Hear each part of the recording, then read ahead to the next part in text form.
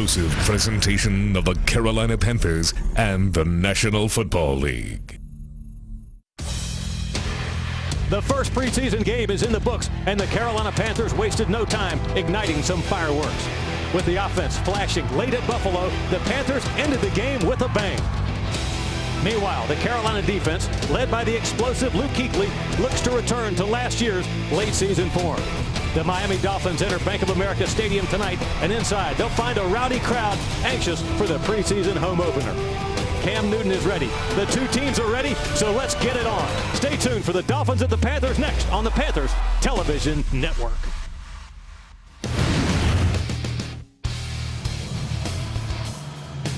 Charlotte, North Carolina is a center of finance, banking, commerce, music, culture, and the arts, and it's also a southern epicenter for NFL football. The fans wait so long for opening day because they know there is nothing quite like the preseason home opener at Bank of America Stadium in Charlotte. Hello and welcome in. I'm Mick Mixon reporting. Well, up until about 9:15 on Wednesday morning, the Carolina Panthers at training camp were playing to rave reviews, sellout crowds, and tremendous excitement. But then in a nothing little non-contact drill, a small piece of connective tissue ruptured, and with that, star receiver Kelvin Benjamin was out for the year. The anterior cruciate ligament provides stability in the human knee. Similarly, with Benjamin out, the Panther receiving core is suddenly unstable, it is suddenly hurting, and it is suddenly in need of some repair. Some of the pressure will fall to the axe-handle shoulders of that man, Cam Newton, to take up some of the slack. My conjoined twin on the broadcast here, Panther legend Mike Rucker. All right, Ruck, so Kelvin Benjamin is out. We know that. What next for the Panther offense? Well, it's going to be difficult to replace 1,000 yards receiving from Kelvin Benjamin. But you do have two veterans in Kotri and Ginn, who Ginn's got some speed that can help try to fill that hole. But there's big hopes for Funches, the second rounder this year, to maybe pick up some of that slack. He's got the size and the speed. He's not going to play. He's nursing a hamstring tonight. But one guy that you will see is number 88, Greg Olsen, who's coming off his best year last year, 80-plus catches, over 1,000 yards receiving, and that is Cam's go-to, his safety valve. He and Olsen, ham and egg, it just nice. Defensively, Ruck, the Panthers front seven pretty salty, but some questions in the back end. Who is Josh Norman from a football standpoint, and how might he benefit from playing with Charles Tillman this year? Well, Josh Norman has made a lot of news in the last 3 years, but he has the confidence to be a shutdown corner, and that's what I like about him. Now, he's going to have the opportunity to play across the field from Charles Tillman, who is a veteran, who knows how to handle himself, and so for a young guy like Josh Norman, to take a lot of advice from him will be beneficial. School will be in session, no doubt. There's the visiting coach, Joe Philbin. He's authored back-to-back 8-8 seasons in Miami, hoping to improve upon that this year in South Florida. When we come back, Jordan Gross, our sideline reporter, and then it'll be time to kick off preseason game number 1 at Bank of America Stadium. Bank of America, the official bank of the Carolina Panthers. By Pepsi, official soft drink partner of the Panthers, and all for the Carolinas. By Autobell Car Wash, when we shine, you shine.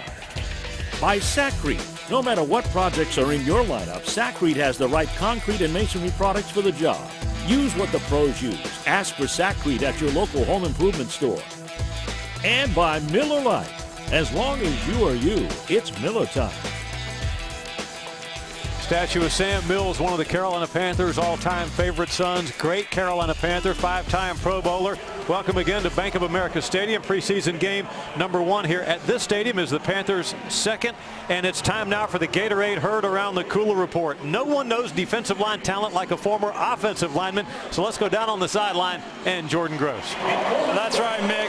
And as the search continues for the starting defensive end opposite Charles Johnson, a pair of dark horses have quickly risen up the ranks. Rookie Arthur Miley and second-year player Rakeem Cox have both had quiet but successful preseasons. Coach Rivera thought so much of them that he said he's going to work them into the preseason game today early and often to get some work against his first string, fellas. Jordan Gross down on the sideline. We have two Panther legends, former defensive end Mike Rucker, former offensive tackle Jordan Gross.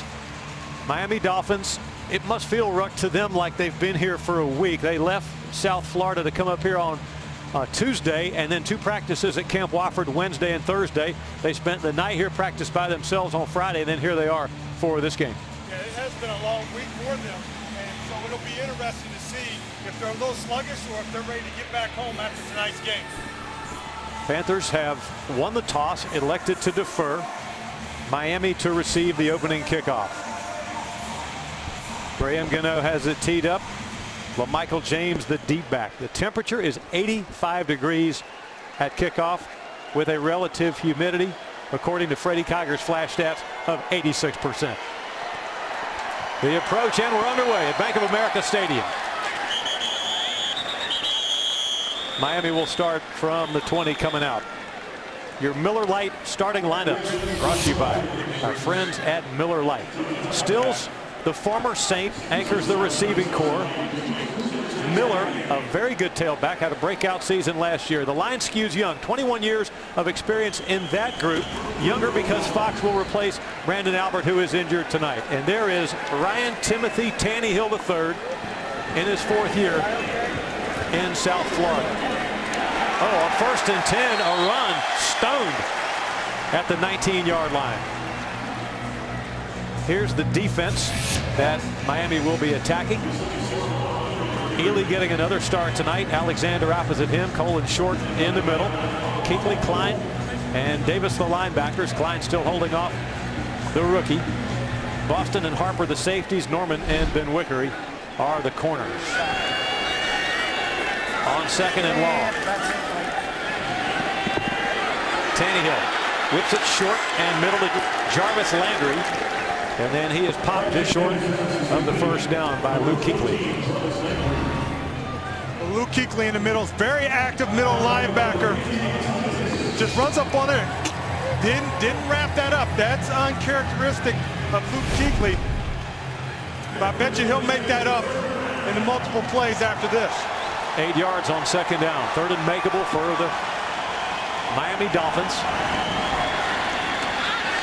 Broken up, or was it held on to? We'll see. Melvin White was right there on Stills, but I think Stills might have made the basket catch for a first down, a 5-yard gain on 3rd and 4. Melvin White, very aggressive.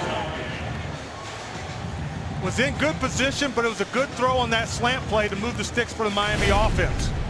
The catch was really made by Stills and White, but of course simultaneous possession in the NFL goes to the offense. Split in left, flanker right.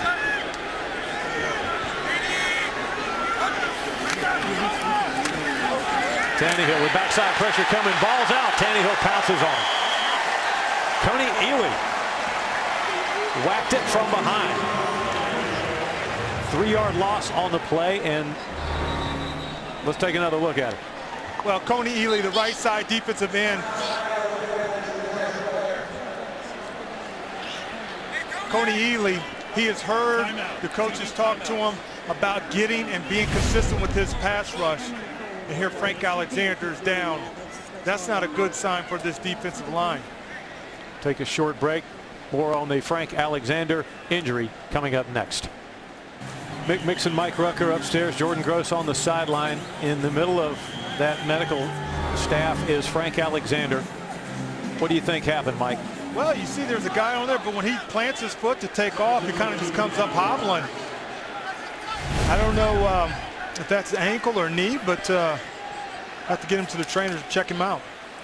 After the sack and the fumble forced by Ely, Miami off schedule.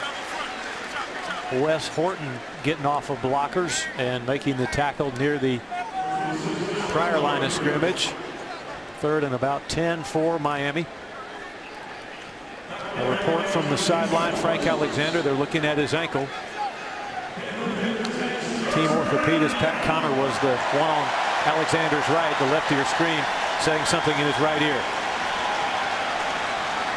No score, 3rd and 10. Good look at the Panthers shifting the coverage late.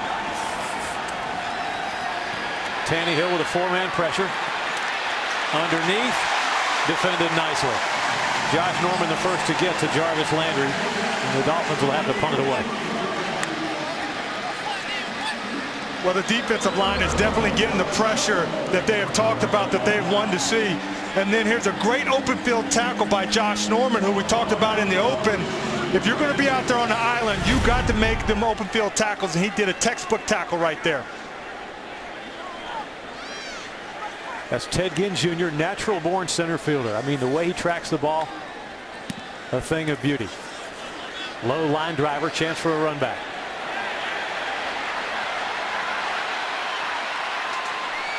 Penalty flag down, and so is Ted Ginn.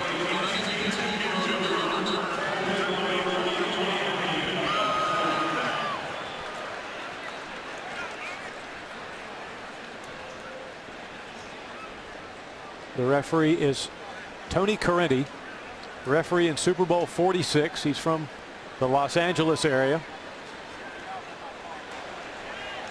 During the kick, illegal block in the back, receiving team number 21. This penalty assessed half. This is going to go first down. We will see him when we come back. Cameron Jarrell Newton, the Carolina Panthers starting quarterback. First, this word from your local Panthers station. Good luck to you guys. Hey, thanks again. I really appreciate you guys coming down. We got a lot of quality work, and the film was awesome. Oh, yeah, it was awesome. You know, it really was. So, it was great. So, good. I'm glad. All right, Coach. Hey, good luck today. Stay healthy. Got Ron Rivera mic'd up for audio tonight. You'll hear more from him throughout our broadcast. Jonathan Stewart cannot twist away from Rashad Jones and some fellow Miami Dolphins on our Miller Lite starting lineups. It'll be Corey Brown tonight for Kelvin Benjamin, Tolbert and Stewart in the backfield. And then up front, it's about mandatory. You have to have a beard if you want to play offensive line for the Carolina Panthers. Khalil anchoring, and that is the group the Panthers hope to roll with this year. On second down, Newton from a well-formed pocket. Brown snared it, but he was out of bounds. Here's the defense the Dolphins will throw up tonight. 12th overall in total defense last year, 6th against the pass. And Ndamukong Suh signed a $114 million contract this spring. McCain, Shepard, and Jenkins in the middle. And then in the back half, pay attention to Akins, and we will too for you tonight. 35. He is a Charlotte native and filling in for Louis Delmas, who was hurt Wednesday in Spartanburg. Tolbert, the lone setback. On third down, draw play. Close, but Tolbert upended by Rashad Jones. Look at the left tackle, Michael Orr, right here. Nice block on the drive. He seals that whole left side of that defensive line. Allows Mike Tolbert to get a shot at maybe getting that first down. But that's what you want out of your big left tackle. He's having a great camp, and that's what, as offensive line coach, that's what you like to see, a big road grader. So you call that a drive block, what you saw him doing? Yes, he drove him into the ground. Beautiful punt, high arcing parabola. LaMichael James makes Teddy Williams miss, and here he comes to the 49 of Carolina. Good return by the Miami return team. 62-yard punt and 22 on the run back. Back with more preseason football right after you watch this. But the Dolphins are in good shape. The Carolina 49-yard line. Keys are brought to you by the North Carolina Education Lottery. It's always Bucks season with Bucks Scratch-Off. Your favorite Bucks tickets with a new look and more than $100 million in total prizes. The key's going to be the defensive line pressure for the Dolphins and Ndamukong Suh, and if he can get pressure on this offense. Swing pass near side. Thomas Davis thumps Jordan Cameron. And for the Carolina Panthers, it's the rushing game. Started off slow last week. Coach talked about getting Jonathan Stewart in this running game going tonight. So you're going to see more runs this evening. Coach Shula and Coach Rivera both united in their belief that they need to call more. Even if the run game is not working, just invest in it because you'll need it this season, right? Tannehill's a good runner and a good athlete. He played wide receiver at Texas A&M.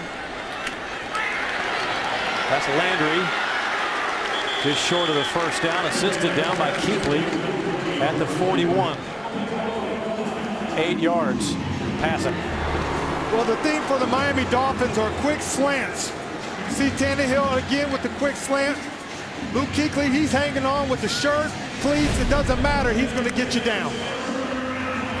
A lot of Chip Kelly, Philadelphia Eagles, and a lot of what the Carolina Panthers do offensively. These two offenses tonight have some similar DNA and similar philosophies. Third and a couple. Tannehill getting jittery. Wide open receiver right flat. Miller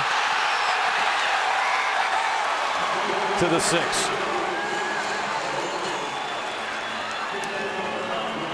Well, we've talked about this Carolina Panthers defense and pressure. They bring pressure. Tannehill gets a little jittery right here and just dumps off to a simple dump-off pass. Again, Josh Norman made that nice tackle early in the game, misses this open field tackle, and allows a big play for this Dolphin offense. What looked like it was going to be a sack and a minus yardage play turns into a 36-yard throw and catch. First and goal. Miller taken down. Here's the CPI Security Systems red zone stats, and the Dolphins want more productivity once they get in the red zone. Mike, they had more red zone opportunities than any other team in pro football. Well, that's any coach's nightmare. When you get down in here, they want to score, and they want to score touchdowns. They don't like kicking field goals and leaving points on the field.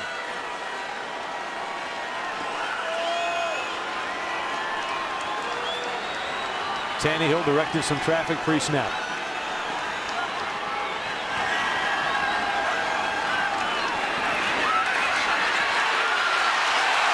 Nice tackle of Miller by Shaq Thompson.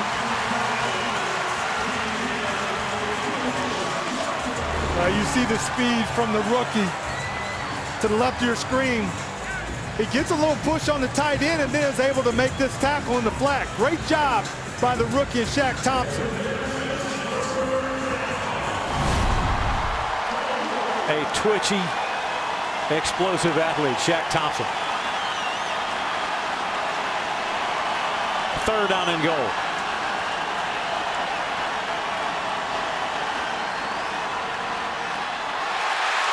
Landry couldn't hang on. Josh Norman was draped all over him.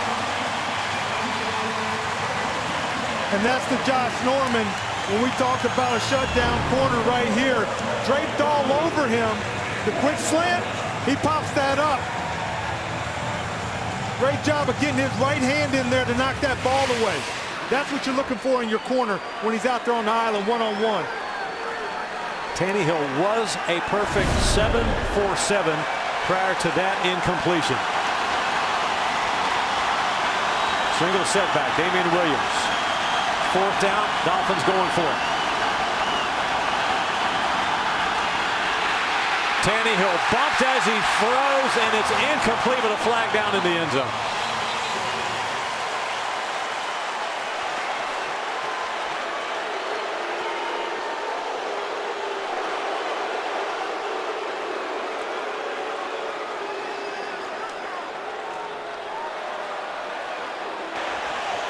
Holding, defense, number 41. This penalty be assessed half the distance to the goal. Automatic, first down.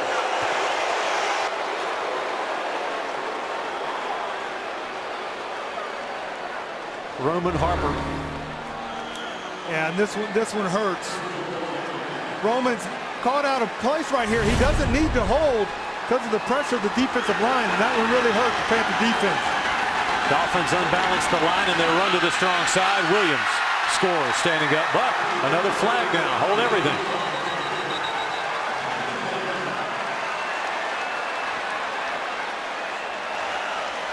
Offside, defense number 94. This penalty is declined. The result of the play is a touchdown.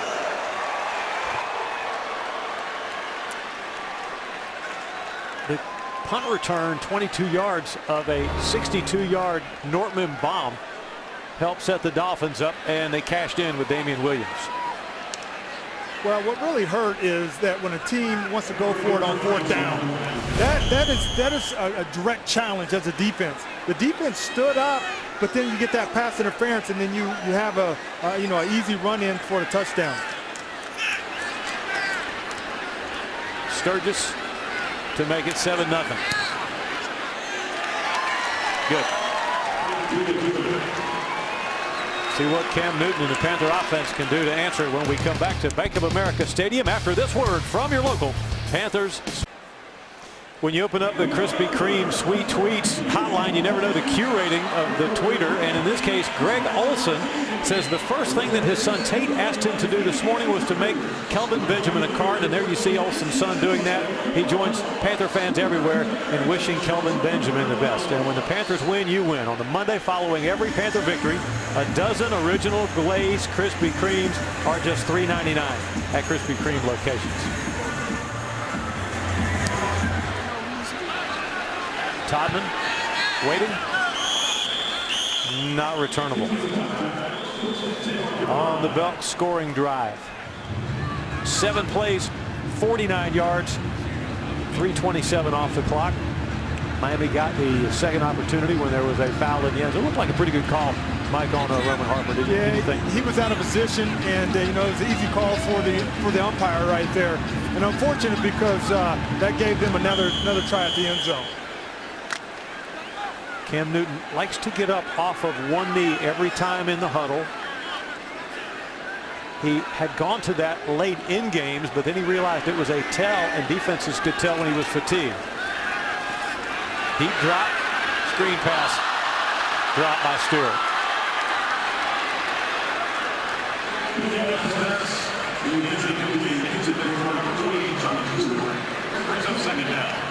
Well, you've seen Jonathan Stewart, catch those. It's uncharacteristic for him to drop those, and he's really good in the screen game.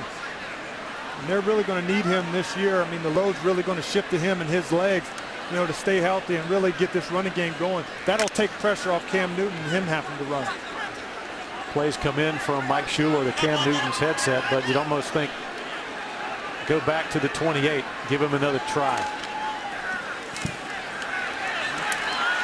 They do. 1 yard right side. Rashad Jones had a good game so far at safety. And this is a good test for the Panthers offensive line. Did a great job last week against the Bills. Have another big test against this Miami defensive line, which is one of the better defensive lines in the National Football League, led by Sue, number 93. So this will be a really good test for the offensive line. Andrew Norwell, a right guard, into his stance. O-line fan back like it's a pass. It is. Fastball off the hands of Corey Brown at the 43. It would have been a first down. You got to catch these. When you have an open window like that, you're backed up to your own end zone. When you fire that, you have to catch that. That is a textbook catch from a receiver standpoint, especially with Kelvin Benjamin gone.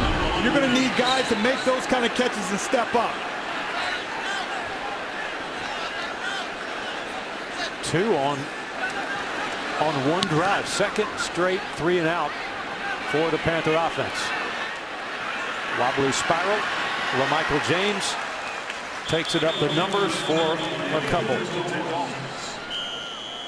So we'll take a break after that 50-yard Brad Nortman punt. Your score for Bank of America, 7-0 visitors. It's a chance for young guys to develop and show what they're capable of, so you can make good decisions when you start getting ready to make your roster cuts. Miley, Cox, both getting a chance to play in a depth-challenged defensive line tonight. Frank Alexander hurt. We'll check in with Jordan Gross in a second. Miami establishing a new line of scrimmage, bullying the Carolina Panthers back. Let's check in with Jordan Gross on the Panther sideline. Jordan. Well, Mick, it did not look good for Frank Alexander, who was actually carted off the field. Dr. Bob Anderson came back. Body language not too positive, but the report still remains will not return right ankle, guys. Nobody really around Alexander when he pulled up lame. 2nd and 2 after the 8-yard gain on first down. Williams spins away from Coleman. Bracketed. And finally hunted down at the 33, Coney Ely. Finally got his hands around Williams. Penalty marker down. Offside. Defense number 92. 5-yard penalty will create a first down. Yeah, those are the kind of penalties that you cannot give away. I mean, it's already hard enough to play this game, but if you look at Coney Ely, or no, it's the defensive tackle right there, Dwan Edwards, you cannot give free yardage away, especially in a time like this when you're trying to get off the field. What is going on with the Panthers tonight? We've had missed tackles, drop passes, untimely penalties. Yeah, you know, there's some things I've seen really good in the pass rush, but then they're giving plays away with offsides and missed tackles, which I know Coach Sean McDermott is not happy about right now. Miami near midfield, first down. Tannehill, big bite, incomplete of Stills.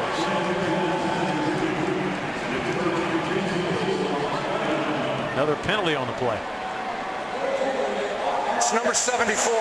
10-yard penalty. Replay first down.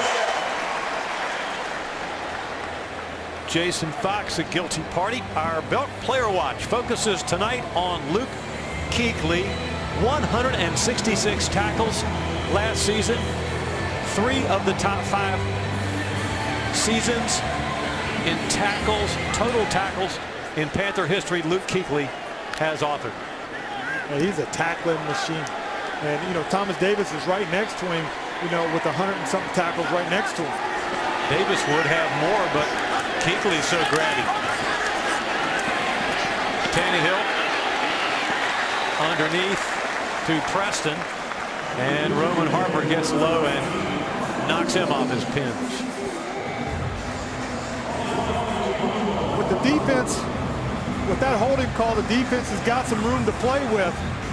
This is where they got to make and bulk up and make a stand right here and make this Miami offense pump the ball. Miley, Edwards, Cox, and Ely, the Panther front 4. Dolphins off schedule, second and long. Flags at the snap.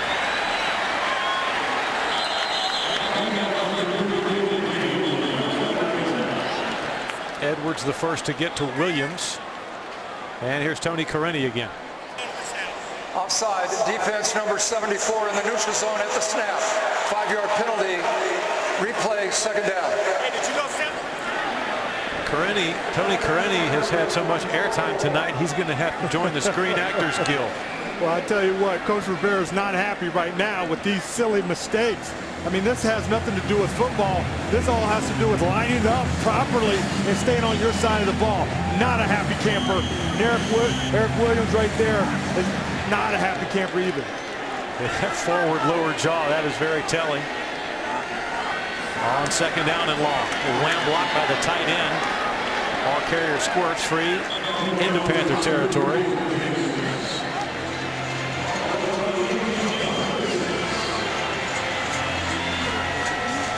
Thomas Davis on the tackle, 3-yard gain. Bud Light presents around the league. Only one other game in progress right now. Chip Kelly's Eagles 14-11 over Baltimore first quarter.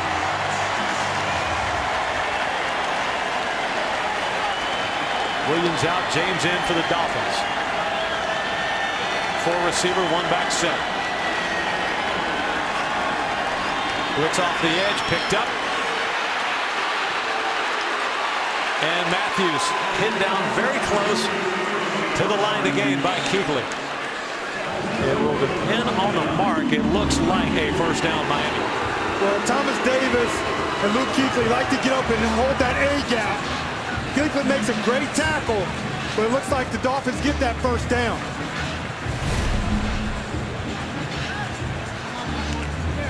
James out, Williams back in. Ryan Tannehill. Bruce Matthews to the left out of the huddle. Tannehill just turned 27.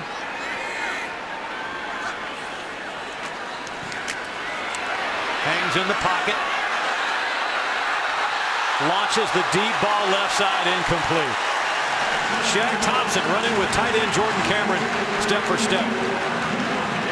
And this is two athletes, and this is a straight old school foot race.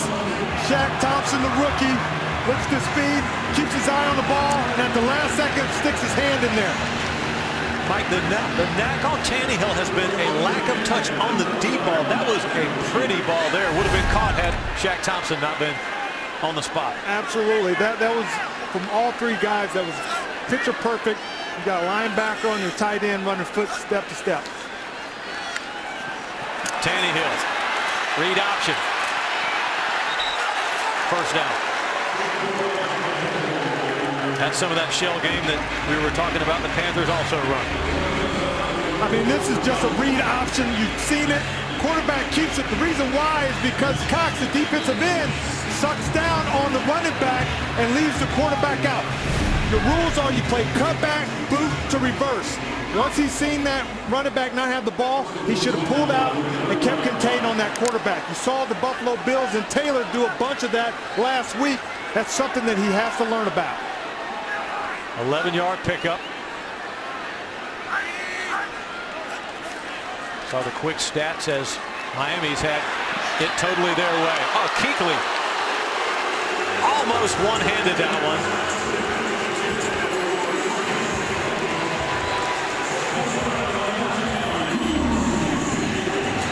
Watch Luke Kuechly. He knows somebody. If somebody is leaving your window, a receiver's coming back. Luke recognizes that. He's in a great position to knock that ball down. Just sitting back in that zone defense right there. His job as the center fielder, he just needs to control the middle of the field, and he did a great job right there. Maybe the best zone drop pass coverage linebacker in the league right now, Luke Kuechly. Tremendous instincts. Little sidearm throw. Caught by Landry.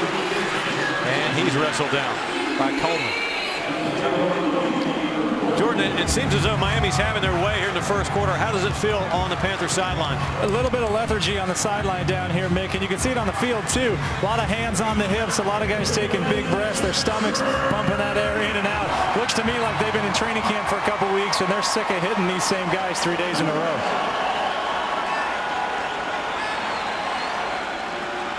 Tannehill brings him up and puts him down. 3rd and 7 from the 27.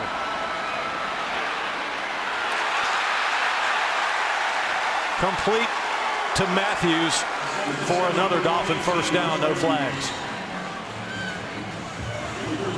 You know, this Panthers defense has been known to stop the run and get after the pass rush. The defensive line, they run a twist game right here. You have some good pressure up the middle, but Tannehill has a wide open window to make that pitch and catch. That 16-yard gain will be the last play of the first quarter.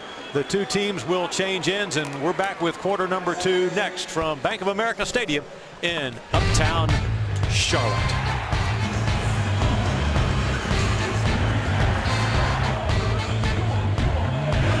It's 7-0, but that only tells part of the story. Miami dominant, Mike Rucker, in every category so far. Yeah, when you're 22 plays on defense, you're out there, you're going to start getting gassed, and you're going to get tired.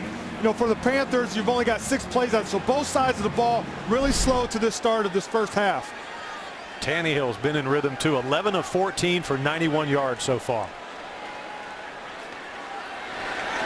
Shuffles up and has a wide open receiver. Landry, or check it, Williams rather, Damian Williams for the touchdown.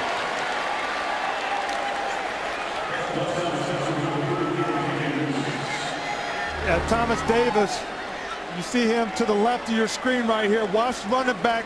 It's called a little Texas. He slides back inside. Thomas Davis has too much air between them and not enough real estate. 13-0 Dolphins. That strike came from 11 yards out.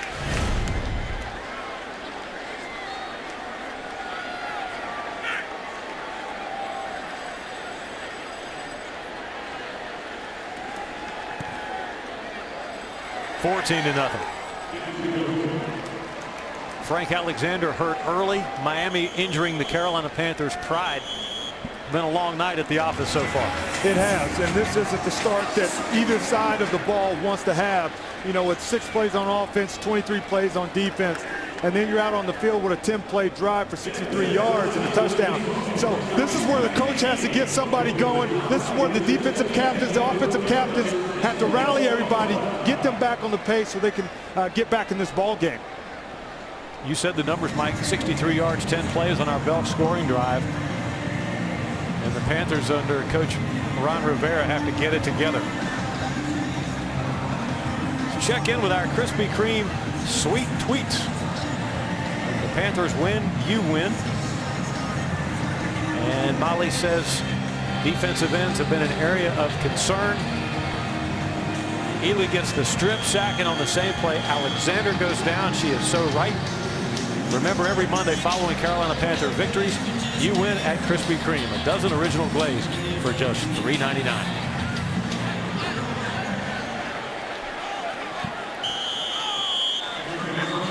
No chance for Todman on the return. Let's go to Jordan Gross.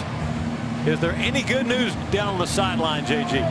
There's definitely good news, and it's that man right there, Michael Orr. He continues to impress me as I watch him throughout this game. Take a look at these plays. We saw it earlier. Great job with him and Norwell on the double team, and then his pass blocking fundamentals. He's got 2 guys in his face, takes on the bull rush right there, and the marriage between him and Norwell just gets better and better every day, guys.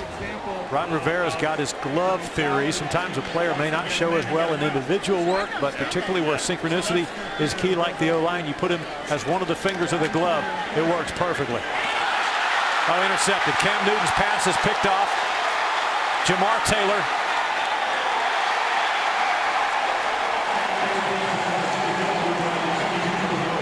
Unbelievable. Yeah, definitely not the start that you want.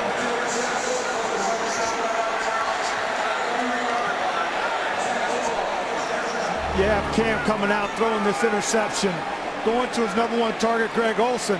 And I think this Miami defense knows that Greg Olsen is going to be his #1 target and makes a jump on the ball.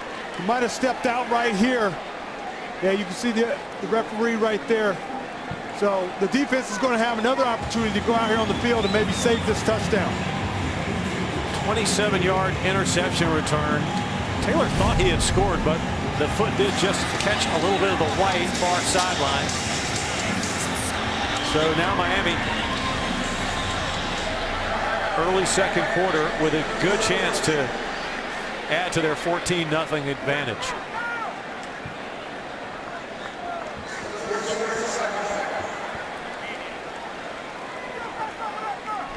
Yeah, the defense needs a breather right here. You know, they're inside the 5-yard line. This is where you got to bend but not break. This is another opportunity for this coaching staff to see maybe their goal line, maybe to see their 5-yard package, maybe bring a blitz right here, because Tannehill hasn't been touched a whole lot. So this is somewhere where maybe Coach McDermott sends the dogs on this one. Here's a Panther defense last year, 10th overall in total yards. That's how total defense is calculated. A little higher in points than D coordinator Sean McDermott would like. Pretty good against the pass. And this defense really came on late in the year. Somehow gelled in November and had a great December. He'll be a head coach one day, don't you think, Sean Absolutely. McDermott? He's a great guy to play for when you talk to the guys. Matt Moore in at quarterback, the former Panther. Hands to Williams, trucking right. Pylon. Just out of bounds.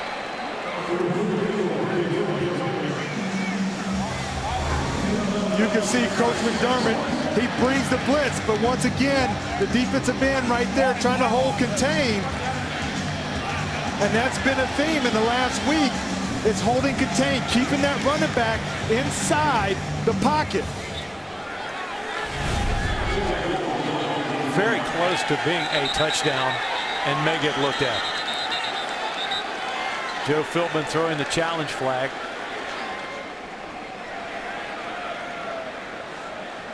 The pylon is inbounds.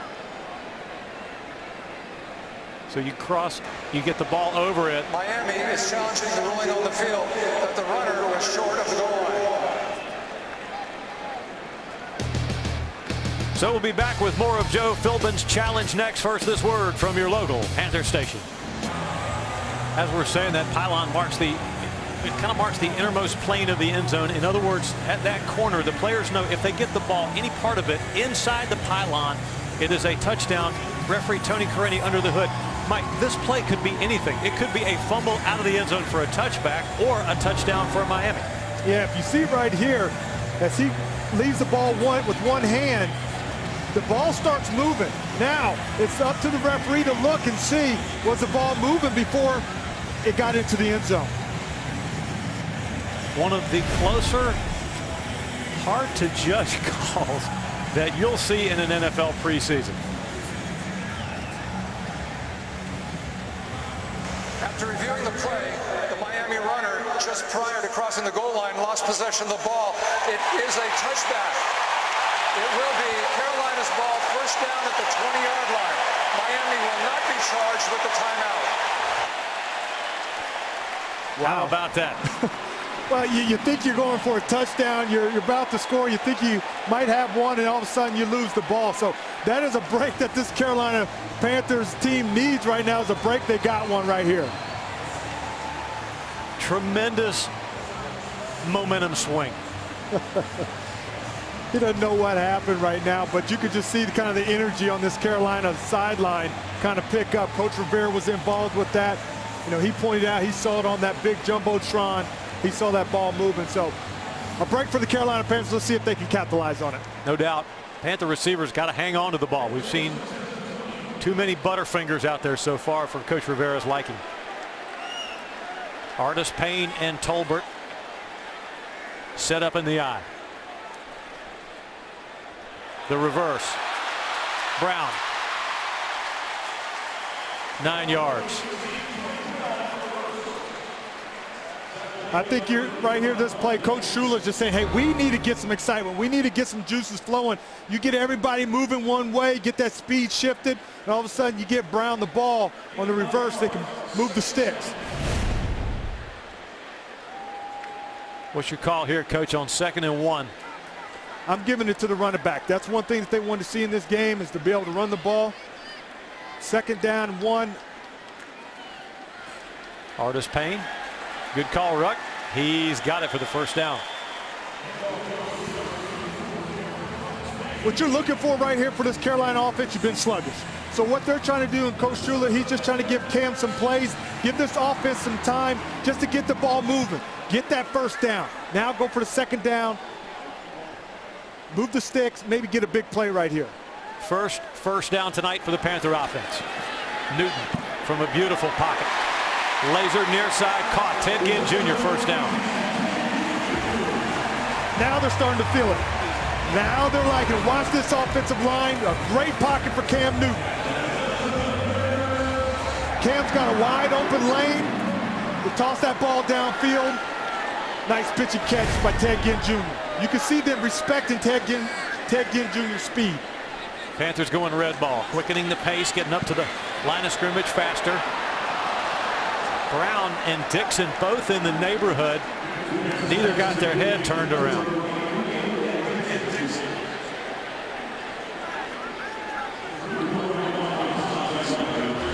It's not all about the offensive line. Sometimes you need that running back to stick his nose up in there. Look at Artis Payne. Take that big defensive lineman up there to give Cam that extra second to throw the ball downfield. That was Cameron Wake, a very fine Pro Bowl player last year. 11.5 sacks. So that wasn't just any box of candy that Artis Payne was blocking. And here is Cameron Artis Payne. Great choice at the point of attack. Middle crowded, bounces it left. Good yardage. Jamar Taylor finally dragged him down. 28 yards rushing. Yeah, this is what you're looking for. This is what the coaching staff wanted to see, was the running game. The offensive line does a great job putting the hat on head. They watch the feet work. And then Artis Payne does the rest of getting the ball down the field. And then a simple 5. False start.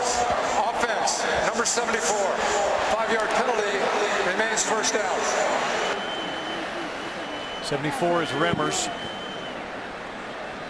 Mike Shula, the offensive coordinator, with the cap on. former head coach at Alabama, former Alabama QB. And if the name sounds familiar, Shula, it is Don's son. Fozzie Whitaker joins Newton in the backfield.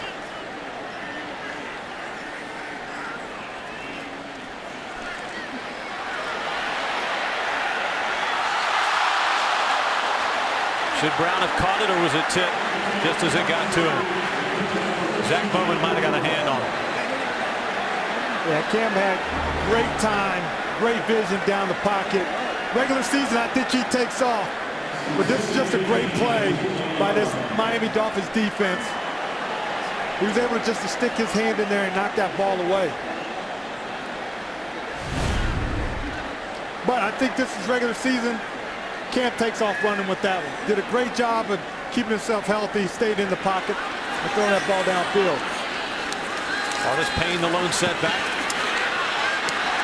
Good catch, Olsen. Wrestled down by the back of the helmet by Chris McCain. That'll be a first down.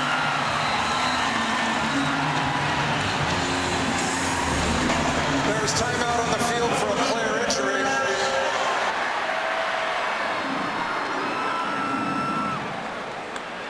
This offensive line has just done a tremendous job these last couple of weeks. This is a big question mark coming into this year. How will this offensive line has been jumbled up? Michael Orr coming in, a new guy left side. They're doing a great job. Timeout for the injured Miami Dolphin. We'll take it as well with the score 14-0 Miami. Miami up 2 touchdowns, but the Panthers are threatening. This will be the 8th play of a drive that started at the Carolina 20. Your CPI red zone numbers. 2 trips to the red zone last week at Buffalo, and both were productive. Cameron Artis Payne, back arched, hands on his knee pads.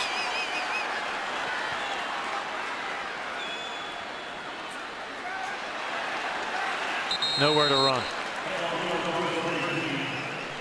Derek Shelby on the tackle. Ruck, didn't you think the play before we took the break, the 15-yard play, was huge because it helped get the Panthers back on rhythm after the penalty that sort of slowed things down? Yeah, sometimes you worry about when you have a drive going and the energy, when you get a penalty, sometimes it'll slow you down. So it was definitely key. Nice catch by Olsen. A nice run to get the ball down here in the red zone.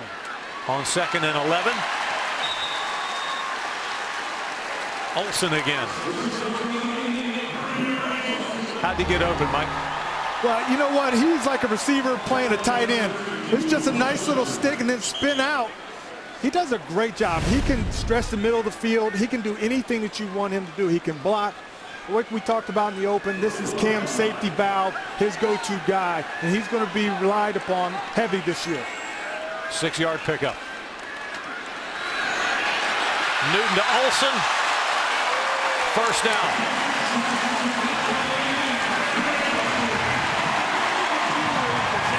And the thing about Greg Olsen, you just get the ball in his area, he's going to catch that ball, and he's going to make something happen with it. He's had a tremendous year last year, looking for another big year. First Pro Bowl last year, and he says he's only getting better. Olsen, the son of a coach. So while a lot of teenagers were growing up thinking about getting their driver's license, Olsen was studying how to break down cover 2. Here's Tolbert to the 1.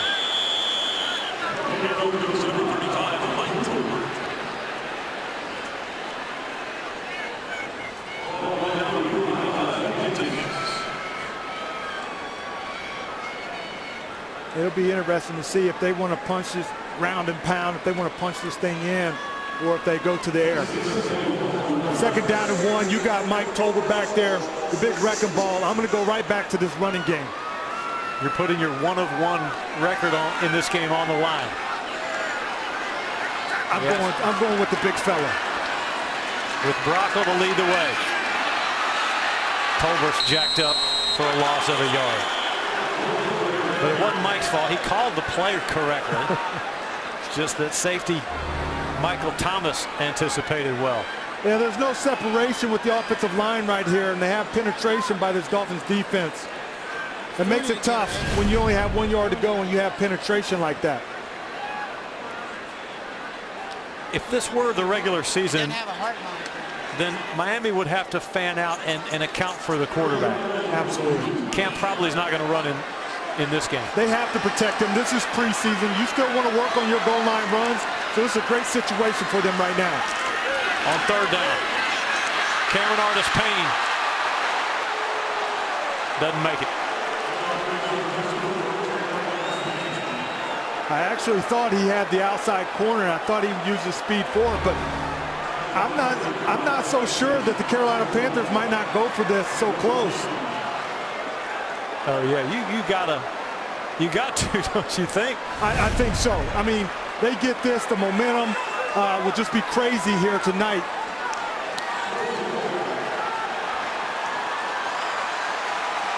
Maybe watch the play action right here. Maybe a naked boot. Double tights. Newton under duress.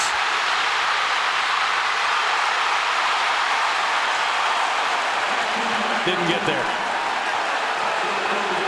He sold out for it though. Great effort. Again, a lot of people, you could just feel everybody holding their breath right here. Again, he sees that pylon. He wants to go for that. Comes up a little bit short. But again, Cam did all he could, just came up a foot short.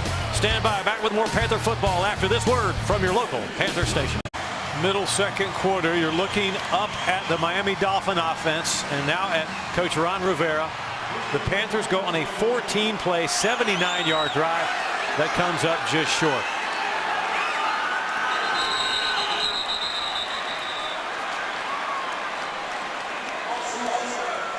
It's number 72. Penalty assessed half the distance to the goal. Remains first down. Jordan Gross is checking on that. Ryan Vermillion, head athletic trainer, getting Ryan Khalil stretched out. Yeah, that's not good. You want to keep those starters off of that table. That's one table you don't want to be on, and hopefully everything is all right.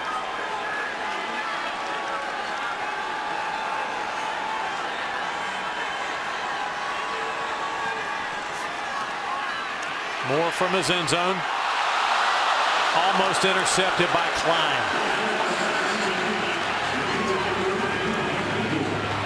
This is one when they watch this in film tomorrow that he's going to wish, A.J. Klein wish he would have had that one back. Middle linebacker right here. He's just going to drop, throw in the middle. Makes a great read. But only gets one hand on it. He catches this. He walks into the end zone. Ball's been slippery tonight for Panthers on offense and defense. On second down, they crease the Panther defense for a first down.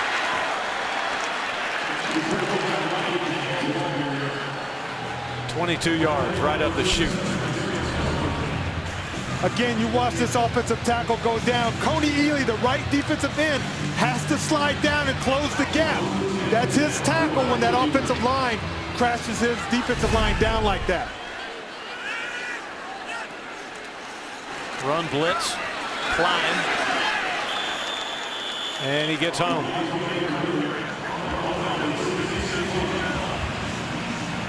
Just an odd night. I mean, an odd feeling night where the Panthers, as you say, Ruck, have done some nice things, but just can't seem to capitalize on the plays that have been there. Yeah, it's just like you have a couple plays you do really well, and then you let the Dolphins off the hook. Whether it's offense or defense, right there you have them backed up, and then you give them that big run and you let them out of there. So it's just got to be consistent.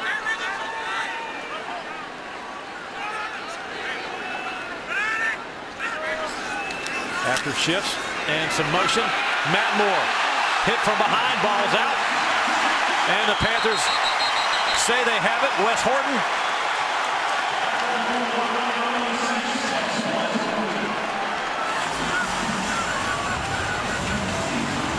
Yeah, it looks like it was 96 Wes Horton on the left side, the left defensive end.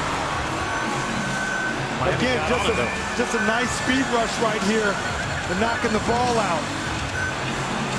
Again, this is what we talked about. We've seen some flashes. Wes Horton's a guy that we haven't talked about a lot, but he's another guy that's vying for that right side spot opposite of Charles Johnson. Colin Cole had it and then lost it in the pile.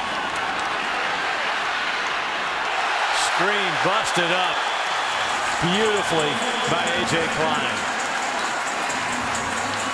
He read that like he was in the huddle with Matt Moore. Nice read of watching this screen play. Your defensive line is supposed to put the pressure on the quarterback. Klein sees that it's a screen. The offensive guard lets him go and makes a nice hit, jarring that ball away. Great play by Klein. Was it good technique too, Ruck? He didn't hunt the football, he just secured the tackle. Absolutely. Once that guard left him, he knew something was up and he went straight for the running back. Low punt. Again. Out of bounds around the 35. So the Panther offense back to work as we take this break from Bank of America Stadium with the Dolphins still up 2 touchdowns. Is the top dual threat quarterback in the NFL. Last season he threw for over 3,000 and ran for over 500 for a total of 23 touchdowns. Leading the way was 4-time Pro Bowler Ryan Khalil. He anchored an offensive line that had 8 different starting groups last year. Cam Newton and Ryan Khalil tonight. Subway, great combination. Like Khalil might have gotten tweaked left leg. One of the last plays perhaps that the starting O-line was in. We'll go to Jordan Gross on the sideline in a moment for an update on one of his best friends in the world, Ryan Khalil. Check in with him now, in fact. Jordan, what do you know? Well, by the looks of things, he's got ice on his left knee, and he's got a cold Gatorade in his hand. Looks like Ryan Khalil is out for the rest of the night. Doesn't look to be too serious, though, after talking with him. Said he just got turned up in a pile on those goal line plays, guys. Good report, Jordan. Thank you. Derek Anderson, Fozzie Whitaker in a Panther backfield. And someone moved prematurely. False start. Offense number 68. 5-yard penalty remains first down. Derek Anderson, so many teams would love to have him. Quarterback twice against Tampa Bay, 2 wins, both clutch. No interceptions, 5 touchdowns. And you know, he could be a starter in this league, and here he is backing up, but his number was called a couple times last year and came in and did a great job in holding it down until Cam came back.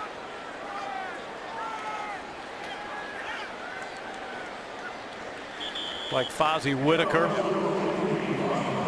4-yard head of steam to bring up 2nd and 11. Again, you're seeing a no huddle here. I think Coach Shula is trying to get some energy and trying to get some movement in this offense. Panthers love Fozzie Whitaker, by the way. A tremendous find last year in free agency. Played at the University of Texas for Mack Brown. And he is tough. Whitaker stays in to block, leaks out of the backfield, but instead Anderson's going left side to Boykin for the first down. Well, I tell you, Derek Anderson's poised in the pocket. He sees the blitz coming, he calls, he checks. Boykin has a nice comeback. That's the chemistry that this quarterback and this receivers need to have when they can break off a route and come back to that. 17 yards to the 49 of Miami. Oh, needle threaded by Anderson to Boykin again, another first down. Well, you can see these two heating up really quick. Again, offensive line giving time for Anderson to make that nice thread to Boykins for back-to-back catches. How courageous do you have to be to run over the middle like that? Because you defenders did not have good manners. Oh, a lot of times you get alligator arms, so you know when you come across the middle, you're going to get hit. Looked like contact prior to the pass, whistling by Boykin, no flag. Here's your Bud Light scoreboard. Take a quick look around the league. Philadelphia has scored again, up 17-0. Bears 6-0 over Andrew Luck and the Colts. Panthers will open at Jacksonville to begin the regular season.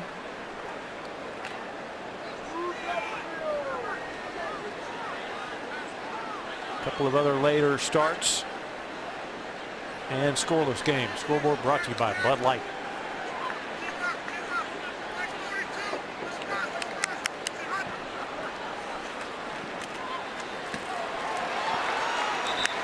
Boykin bobbled it, recaught it to the 30. A 4-yard gain. I think we know who Derek Anderson likes in this drive right here. You know, Boykin, 4 plays, has been the target 4 times, catching the 3 out of the 4.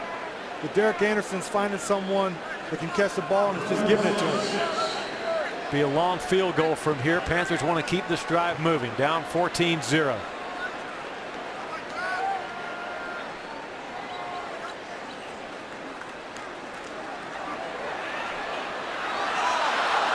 Burson, the intended receiver, incomplete. Anderson was whacked right after he threw it.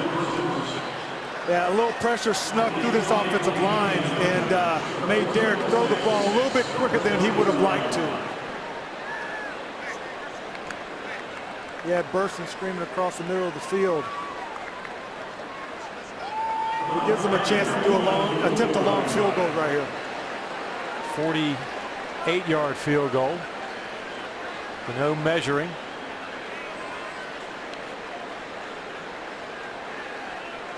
He's got the leg. Money. Panthers are on the board. And it's 14-3. You know, that was a good series. You know, even though they didn't score, they were able to get the ball down the field and get some points on the board. You take that goose egg off, you put 3 up there. Now you allow this offense to get going. Coming up at halftime, we're going to go to our Panther broadcast studios. And Chuck Howard, what's on the menu for us tonight? All right, Mick, thank you very much. Coming up at the halftime, recently we had a chance to visit with the Carolina Panthers pro and college scouting staff.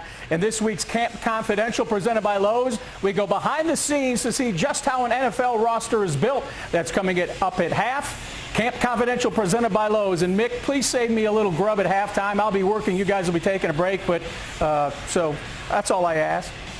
Oh, you got to talk to Rugger about that. Krispy Kreme glaze arrived, and there's a couple left, I think.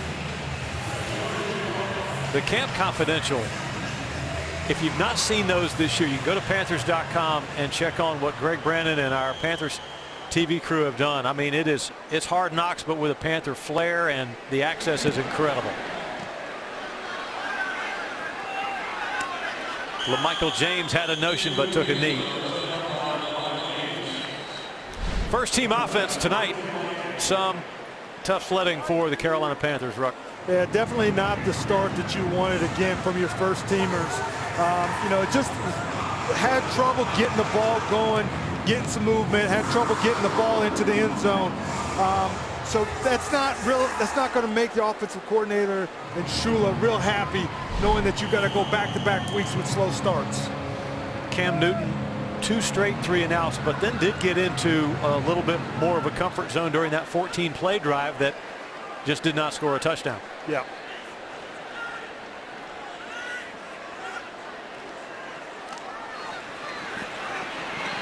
Toss weak. James belted at the 25. Jordan Gross, what'd you see when you studied Cam Newton in the first team offense tonight from your vantage point?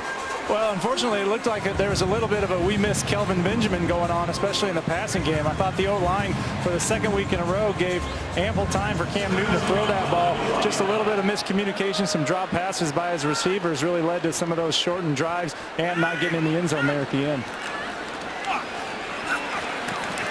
Another toss sweep. Panthers feather that out pretty nicely. A.J. Klein made the tackle. But here's what you miss with Kelvin Benjamin, and Rugg, don't take this the wrong way. Kelvin Benjamin, with those gaudy stats, didn't even really play that well relative to what he's capable of. You know, he was one of the main targets last year, and you saw last week just what he can do with his size and his ability to either go across the middle or down in the end zone. That's what they're going to miss, is that big body, 6'5", 240-pound wide receiver. And that's going to give the opportunity for somebody else to step up, but that is a big loss for this offense. 10,000 or 1,008 yards rather, but he hit a little bit of a fitness wall. mid-year. He had a problem disengaging from defensive backs downfield, had some untimely penalties, and he dropped a few. We're running him through a fine filter because of how gifted he is, but the Panthers will definitely miss Kelvin Benjamin. He had a monster August so far.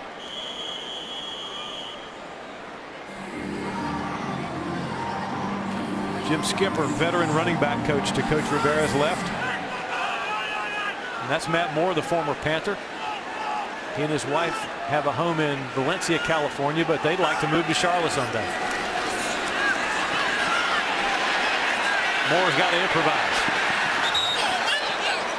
Shaq Thompson laid off of him, but Coney Ely got a piece of him from behind. No flags down. Yeah, great hustle by Coney Ely. That's something that you can't coach, is speed and attacking the ball. And what he actually did, he saved maybe that first down right there.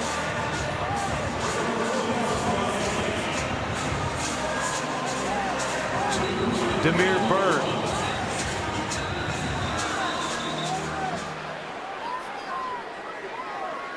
Brandon Fields, the Dolphin punter, lanky, but he's been kicking them low tonight. Timeout, Carolina. With the game clock operator, please reset the game clock to 2:16. You like that timeout so that the Panthers could use the 2-minute warning to run some additional offense? Absolutely. You save a little bit of time. You know, it depends on which school of thought. Some like to wait underneath the 2-minute warning, but this is a great timeout right here. Krispy Kreme sweet tweets rolling in tonight. Cameron Artis-Payne is special. Almost, wow, look at this. Almost like Marshawn Lynch in the making. I like it. He's got speed. He's got a thick body. He's ran the ball really well the last couple of weeks, so I'm excited to watch more of him.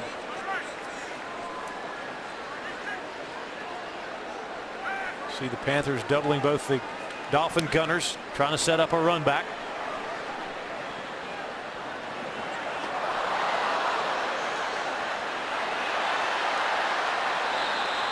Penalty marker back at the line of scrimmage. A 54-yard punt. Demir Bird watched it bounce once and then brought it up the far sideline. Here's Tony Correnti, our referee. An eligible member of the kicking team downfield prior to the kick. Carolina has exercised the option of taking this 5-yard penalty after the kick return. First down. So the Panthers will get a play in, then the 2-minute warning. When the Panthers win, you win. On the Monday following every Panther victory, you get a dozen original glazed Krispy Kreme donuts for just $3.99 at Krispy Kreme. Mark your calendar.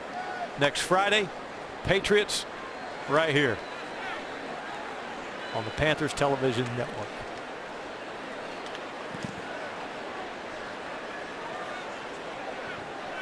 What do you think of Deflategate, being a former player, Mike? Well, I mean, it's a tough subject. That thing hasn't went away.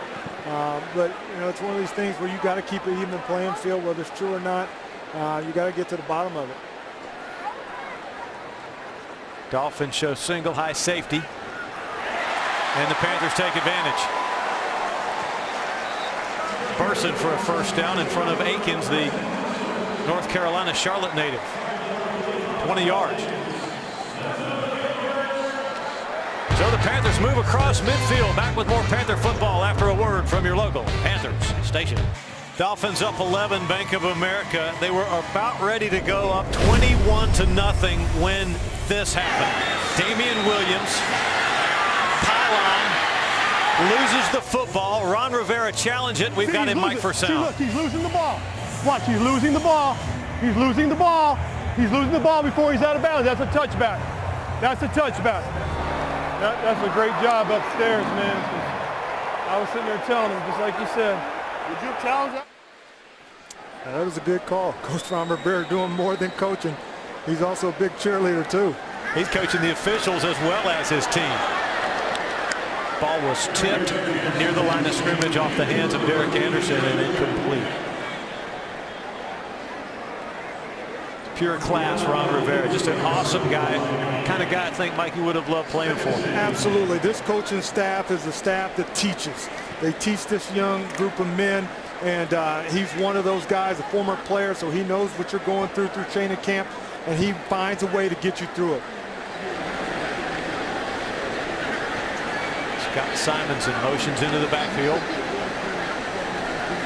on 2nd and 10. Complete. Mike Brown, first down. I tell you what, this offensive line is just doing a great job of giving these quarterbacks time to throw. Mike Brown right there, nice out route. He's able to stop the clock. They're able to move the ball down the field. It's been a theme all preseason, the ability of this O-line to pass protect. I really like where this offensive line is going, whether it's the ones or the twos. They're doing a great job. Plenty of time, 1:48 to go until halftime. Anderson to Simonson. Simonson is an interesting prospect. Not as rugged maybe in the run game, but he's got ball skill. And in this kind of offense, you need to have ball skills. As a tight end in this offense, you need to be able to block when your number's called, but you need to be able to catch the ball. And that's a prime example of being able to catch the ball, get out of bounds, and stop the clock.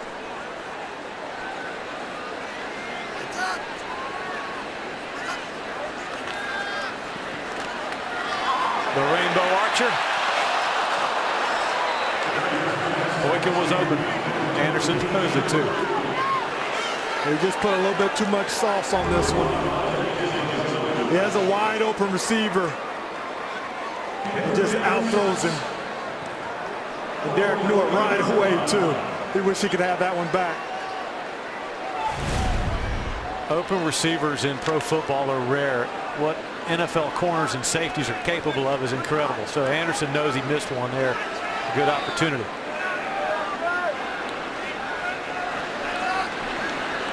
On 3rd and medium, a blitz.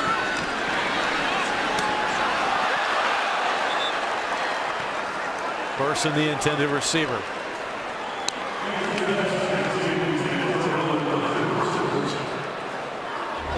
And when you are a quarterback and you blitz like this, he's able to stay in the pocket. Just a great play by the defensive back, getting his hand up there. If he had a little bit more time and Burson could have kept extending the route, that might have been a different story, but the Dolphins blitzed there and put a little bit too much pressure. So Gano, see if he can put it through the pipes from 46. And he does.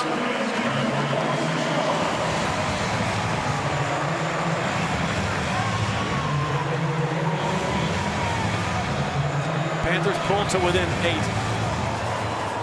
And the Top Cats are happy about it. It was a great drive down the field. You know, when you look at these preseason games as a coaching staff, they want to be in as many situations that they could be in. And I think that's why you saw early in the game that they were able to go for it on 4th and goal down there. And you saw some of these different plays that they were able to work on their 2-minute drill.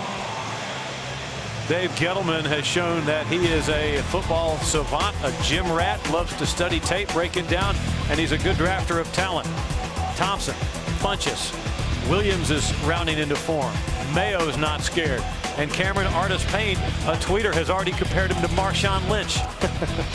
Well, you've seen a couple of these guys tonight. You know, Shaq Thompson, you saw his speed.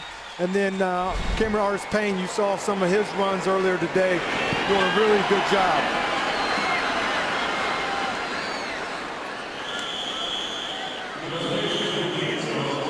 That offensive line, Darrell Williams, 4th-round draft choice, right in the middle of it. It seems as just almost instantly Williams has got his feet up under him and his confidence at training camp. The Panthers scoring drive, 7 plays, 38 yards. Gano from 46. Jordan Gross, what do you like about number 60, Darrell Williams? Darrell Williams continues to show poise when he's on the field. And that's something you don't see a lot out of a rookie offensive lineman. I went back and watched his Bills film. He did a great job against blitzes in the run game as well. Now you see him today out there continuing to excel, especially on the goal line drive down there. They didn't get in the end zone, but some big blocks out of big number 60. Hazel for a Miami first down, 14 yards. Dolphins in a hurry.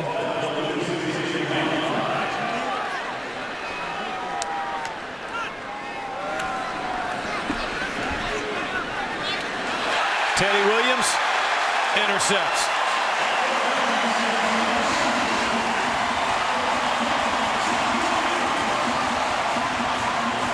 Wow, what a great play by Williams.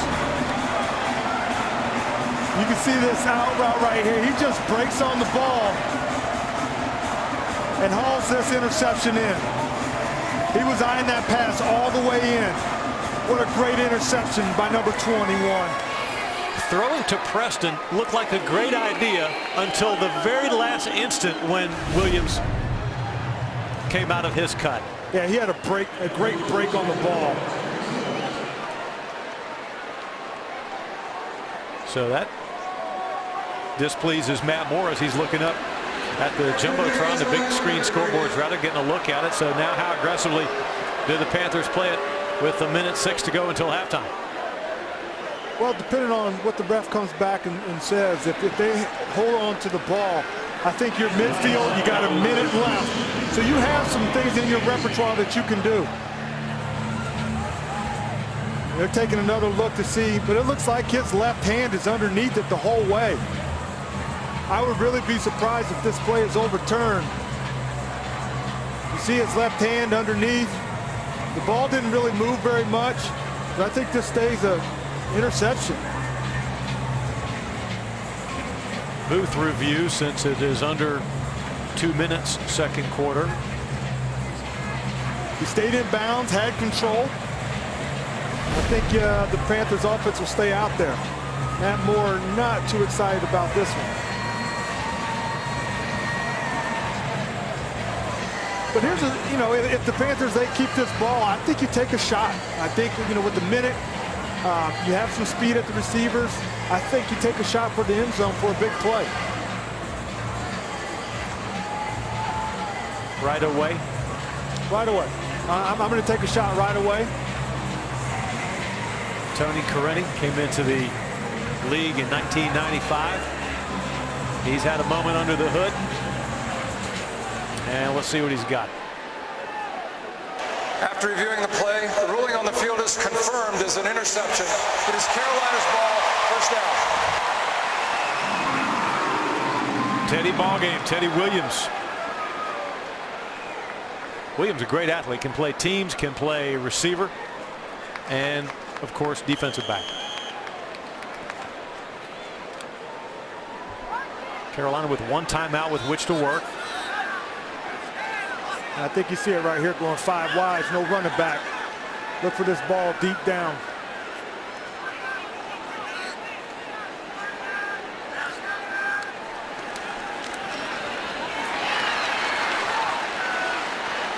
Over the middle to Simonson. Clock moving. Panthers on the hop. Anderson getting them set. Second down, very short. Twist on, picked up. And again, Simonson grabs it for a first down.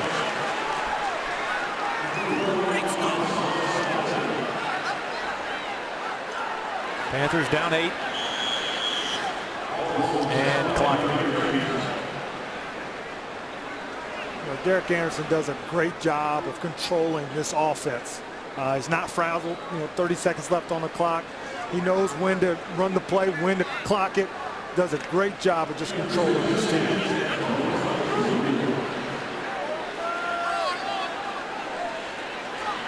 Three by one set, one receiver to the near.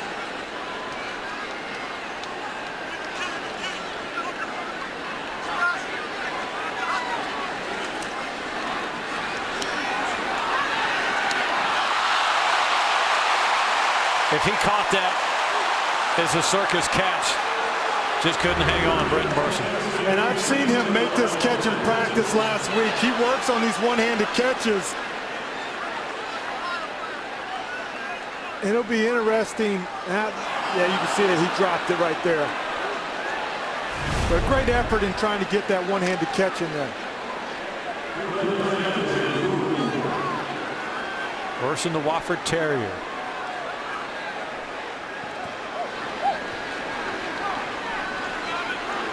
.23 ticks left second quarter on third down.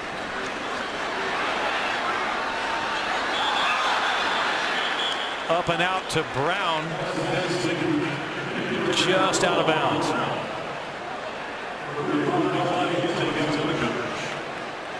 Gano again.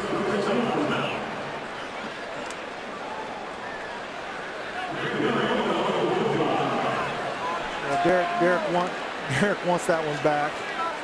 You could just tell he's a competitor. He wanted to stay out there. He felt like he could do something with this drive. But it gives this kicking team another opportunity to kick another long field goal. 52 yards. Hooking. Got it.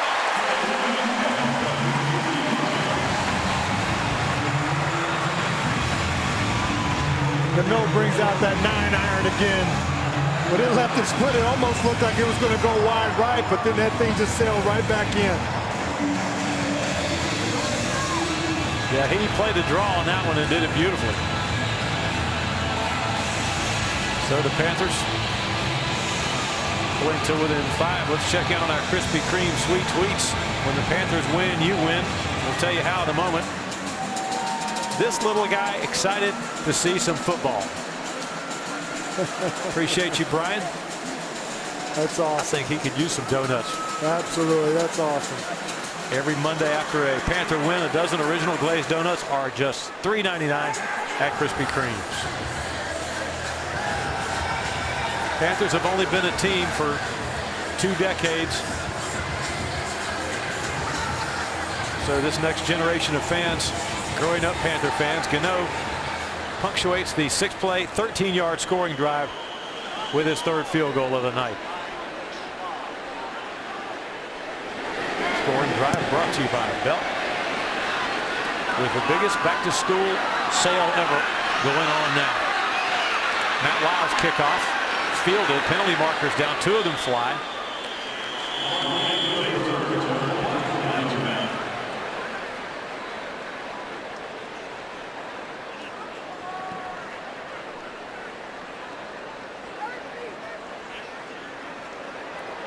During the return of the kick, holding, receiving team number 46, 10-yard penalty, first down.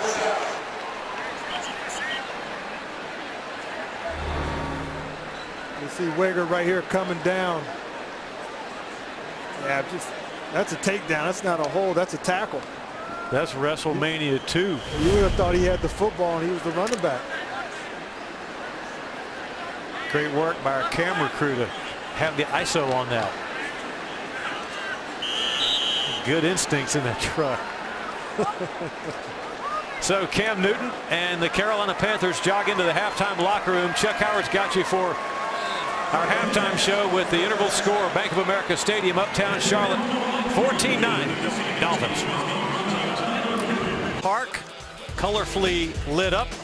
The first 2 quarters, though, were a story of a couple of different colors. Not a lot of Panther coloring in that first quarter, Mike Rucker, but everything seemed to change in the second stanza.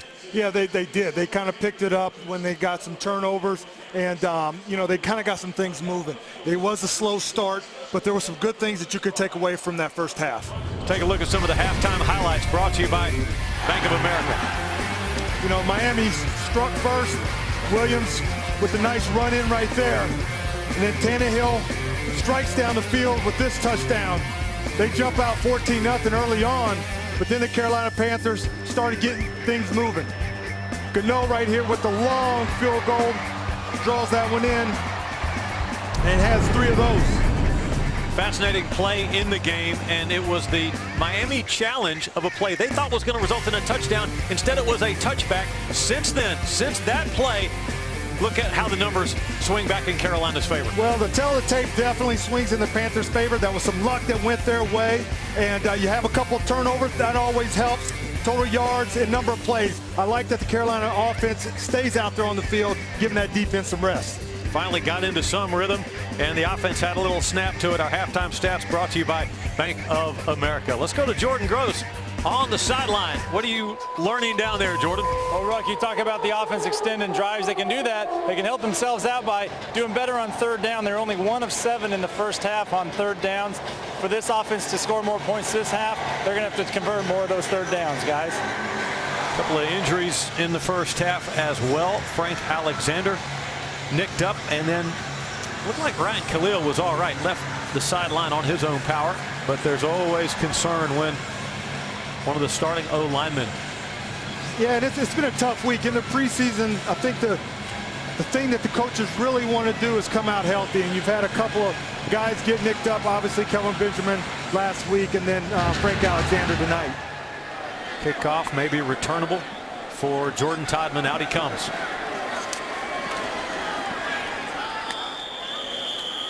To the 20.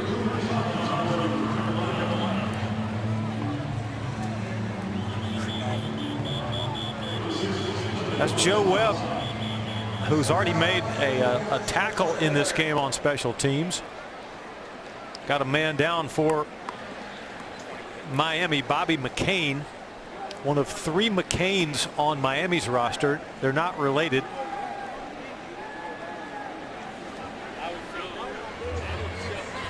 That McCain there is 5th round draft choice for the Dolphins. So Joe Philbin quite naturally concerned.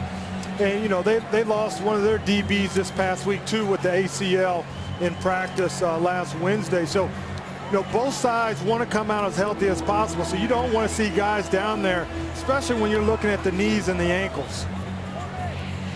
McCain out of Memphis. What do you think Coach Rivera will be looking for, particularly at the start of the third quarter here, Ruck? I think he wants to see a fast start. I think he wants to see Joe Webb in this offense run down the field and get some points in the end zone. See if we get that when we come back to Bank of America Stadium in Uptown Charlotte. Along with Mike and Jordan, it's Mick. Beautiful night in the American South. Fans enjoying their Carolina Panthers. Love to see a touchdown or two. Coach Rivera would as well. Webb was good last week. Helped bring the Carolina Panthers back to a victory at Buffalo.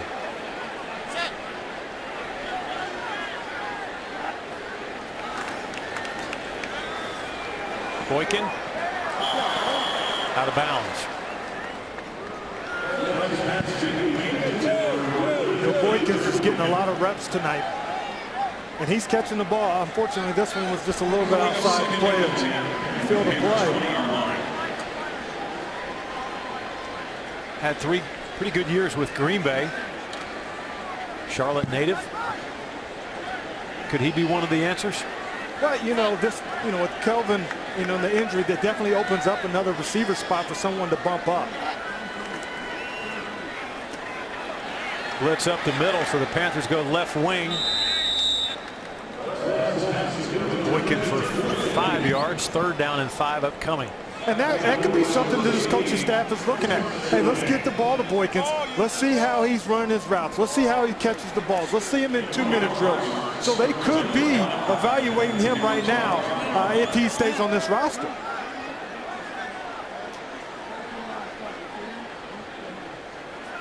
I'll signal that to you if it is.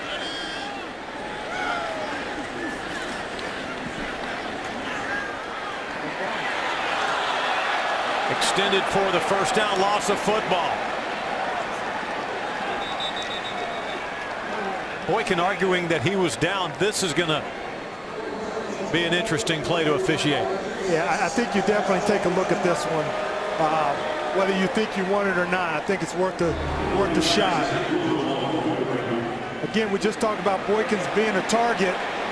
It looks like that right knee possibly could be down as he stretches out, trying to get that extra yardage. Yeah, I'm with you on that one. Miami's all all fired up, but I think the Panthers will have the opportunity to punt the ball.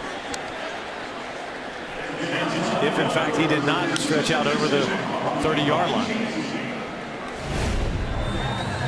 It'll take a while to untangle this, so let's take a break. It's the local. Back with more Panther football. First, this word from your local Panther station.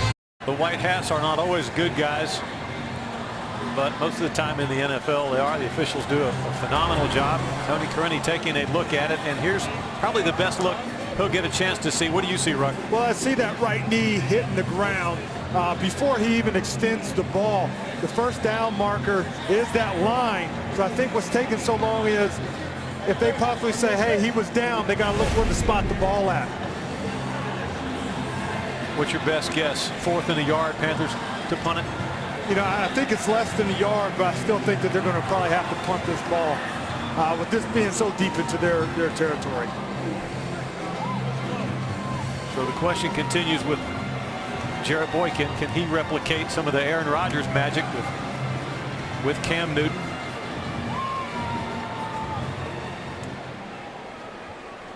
So here's the ruling on the play from Tony Carini. After reviewing the play, the Carolina receiver was able to maintain possession of the ball and was down by contact.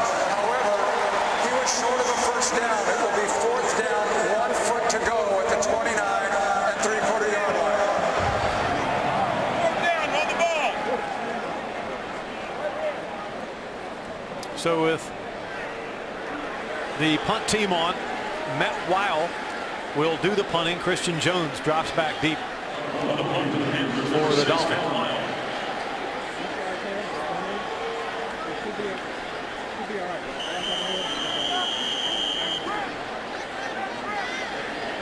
I'm hoping they're going that way. Weil hits it nicely. Long one.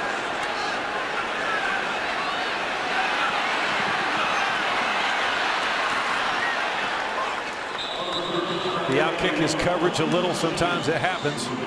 61-yard punt. 25 on the return. Here's Coach Rivera on his elegant tight end, Greg Olsen. What he means to Cam, though, is he is kind of that safety valve, that, you know, that check down guy if he has to. But at the same time, with Greg's ability, he's also a vertical threat. He's a 3rd down threat. He's a red zone threat. So he gives Cam several options. Dolphins on first down. Hand the ball to Mike Gillislee. He probes for a yard or two. Greg Olsen, Mike Rucker's had his best years in his career since he came from Chicago to Carolina. He has, and you know, I think one thing that really stands out, from what I understand, is that he knows all of the positions. So he is like a quarterback at the tight end spot. So he knows where everybody's at, where to go, and I think that really helps his ability to help this offense go. Former Miami Hurricane, Greg Olsen, phenomenal player. Olsen, dedicated family man. He's eaten up with ball. Loves to talk football. Team flights coming home. Gillislee again just short of the first down. Raheem Cox pounded him. But he's just got a great attitude, and it's awesome to see when someone's been in the league a while and they come to a place and their career takes off again, and it just keeps going up and up. And he's had a great camp, and the sky's the limit for number 88.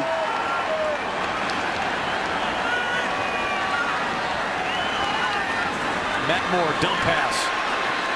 Robinson for first down yardage.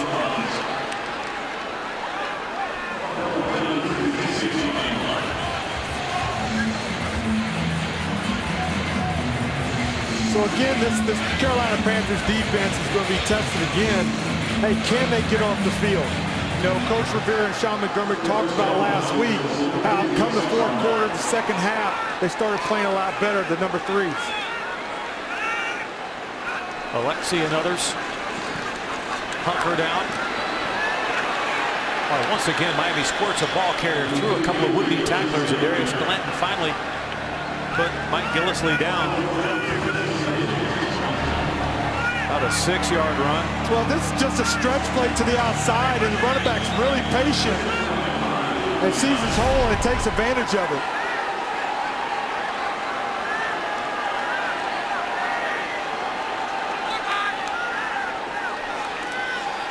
Play action.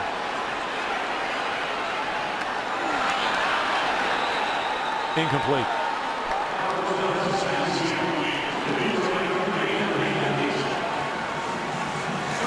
Teddy Williams again. He's had a good night.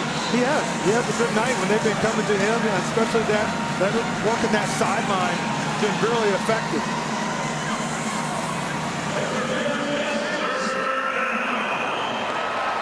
Third down and 4.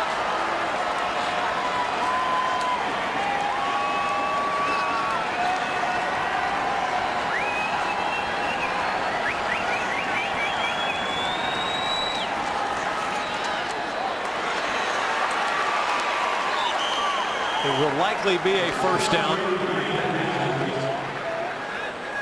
Matt Hazel is in the slot.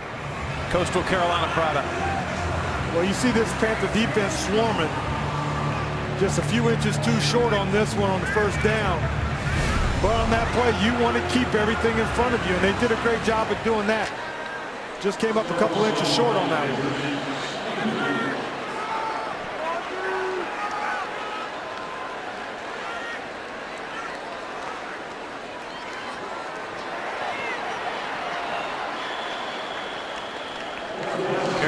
Bindum came in a little high, missed him.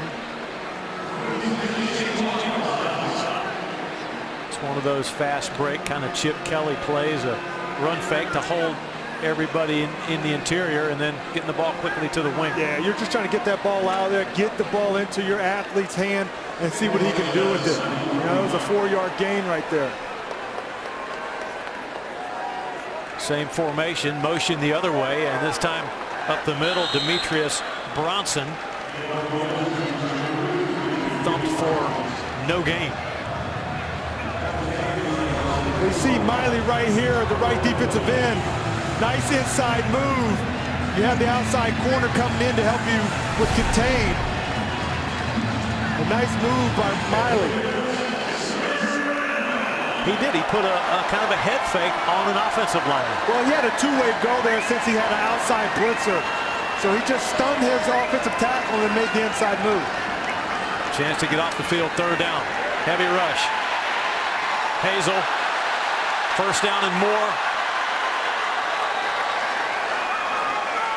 Teddy Williams pushed him out. Sometimes the offense is just better than you are on a play. Well, Moore did a great job of extending this play. The blitz comes from his left. He feels that and rolls to his right, buying time. And his tight end sees that, buys some time, and gets up the field. Matt Moore and the Dolphins, 3 of 3 on third downs this drive.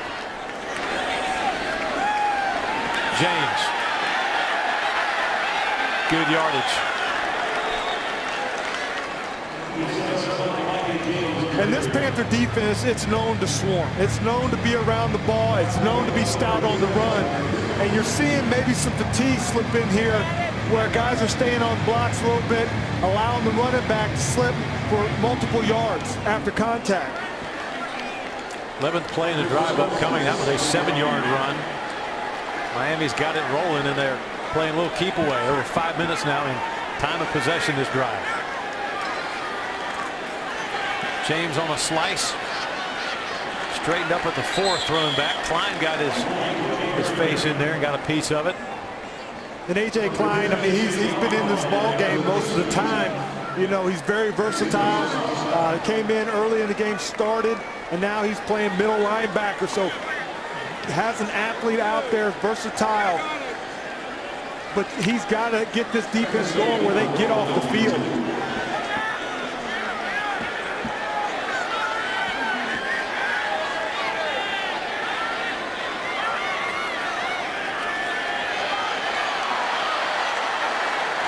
It had potential, but Gillislee couldn't get oriented quickly enough. Moore wanted to give it to him right now. Again, Sean McDermott says, you know what, we're not going to wait around. I'm going to blitz my athletes, climb right up the middle in the A-gap. This Panther defense likes to put their middle linebacker. See Luke Kuechly, see Thomas Davis get up in those A-gap. A.J. Klein got up in there and created that pressure, made him throw the ball a lot earlier than when he wanted to. 3rd and goal.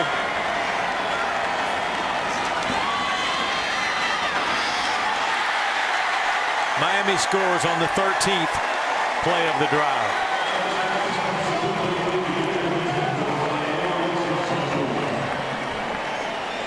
And you get down there, you hold them to 3rd down, you do a great job on down 1 and 2.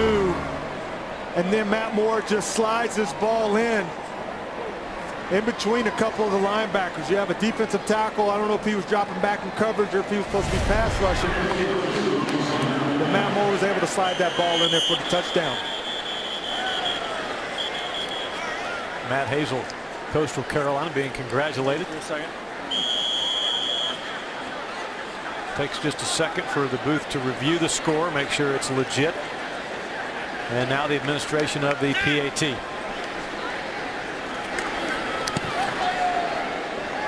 21-9 Miami. Panthers had their chances, some 3rd and medium, 3rd and long, but could not get off the field. We'll take a short break with the score 21-9 Dolphins at Bank of America Stadium. 21-9 Miami, middle 3rd quarter, and this was a long drive. The Belk scoring drive, 13 plays, 65 yards. The irritating part of the drive from a Panther standpoint, Matt Moore on 3rd down, 4 of 4 on 3rd downs on that drive. And that hurts. As a defensive lineman, as a defense, when you can't get off on 3rd down, that really hurts. And that's something that you got to do as a defensive unit. Most kickoffs, especially in the summer with the K-balls filled with air, are not returnable. How about a sweet tweet? And isn't that, don't that clutch you? I love it. You got to grow them up early. You got to get them going early. I like that. Bellamy and Brody. Sweet. That is one of the sweeter tweets that we've ever seen. That's a good one. When the Panthers win, you win. The Monday following every Panther victory. Dozen original glazed. $3.99. You know the drill. It's a Krispy Kreme.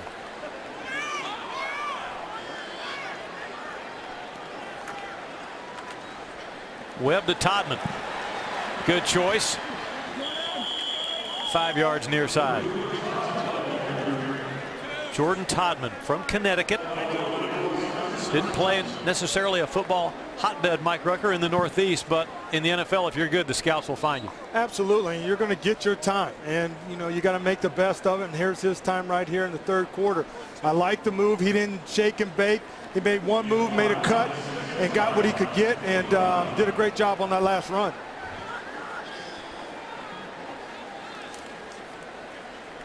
Here he is again for a couple.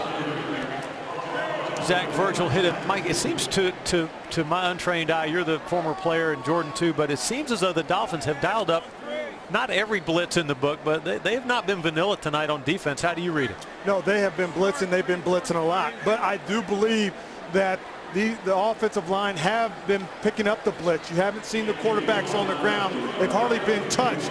So that's good for the passing game. From the run game, you still got to run into blitzes sometimes. So that's something that they can look at. How well did we run the ball against the blitz? Panthers 1 of 8 on 3rd down. Make it 2 of 9. Mike Brown delivering the mail.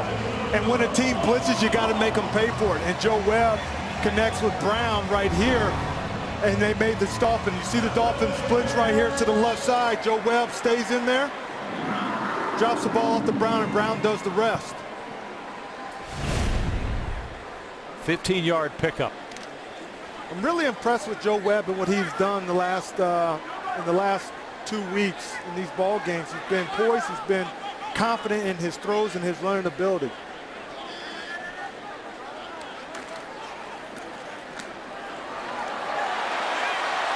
It helps when you got a running game too.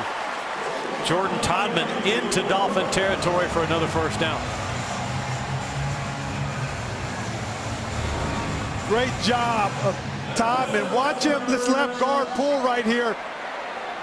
The running back is patient, Todd is patient, lets his guard get the block, and then accelerates through the hole. That is textbook guard pull, textbook running back waiting for your guard to get his guy. Samini Silatolu, the pulling guard. Wing eye. Todman engulfed.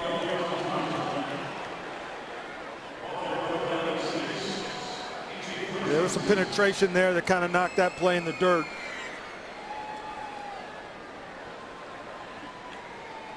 This Miami defense, I mean, whether it's their first, second, third team, are really stacked up, especially up front with the defensive line. A.J. Francis there, Maryland Terrapin product.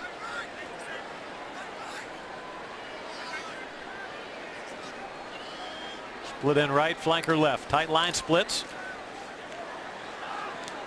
Webb to Boykin.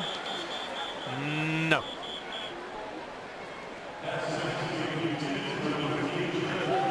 Mike Webb was going to go short and right, and then saw Boykin flash open. Don't forget, next Friday, Patriots, Panthers, 7:30 right here. And that's preseason game number 3, so you know what that means.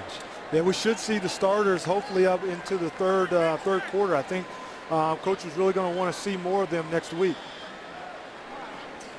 Then the Panthers will go to Pittsburgh September 3rd. With the green jerseys all around. Boykin somehow emerges from a crowd, walls off a couple of cats and makes the catch. Boykin's definitely had the hot hand here in the second half. It looks like the Panthers are going to go for it.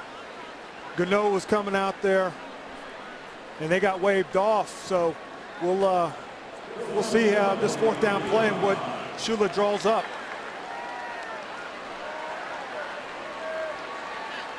Great opportunity for Joe Webb maybe to use his feet if the play breaks down.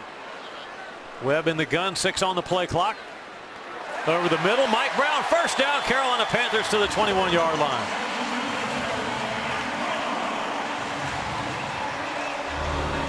Again, this Miami Dolphins defense blitzing, and Joe Webb making them pay for it. Finding that open receiver, but he has the poise and the confidence to stay into the pocket. Now with the hurry-up offense.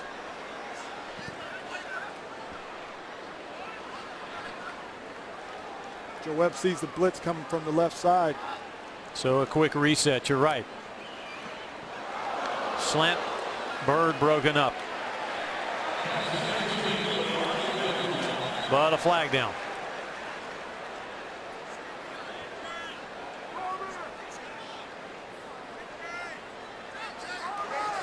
Pass interference, defense, number 29, automatic first down.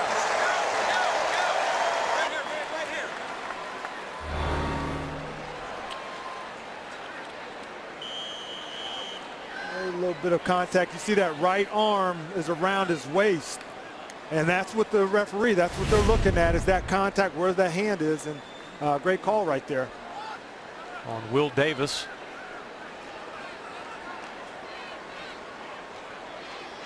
Stack trips left. Joe Webb fakes to Todman, and Webb inside the 10.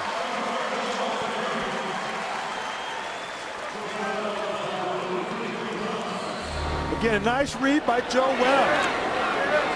Look, option read, what you see a lot today. Nice stiff arm by Joe Webb. 7-yard scamper. Take a look at the CPI security systems red zone defense. Last year, Miami middle of the pack in terms of keeping opponents from having a high touchdown percentage in the red zone. Wager and Ward in the backfield. It's Wager, muscling, touchdown, Carolina Panthers.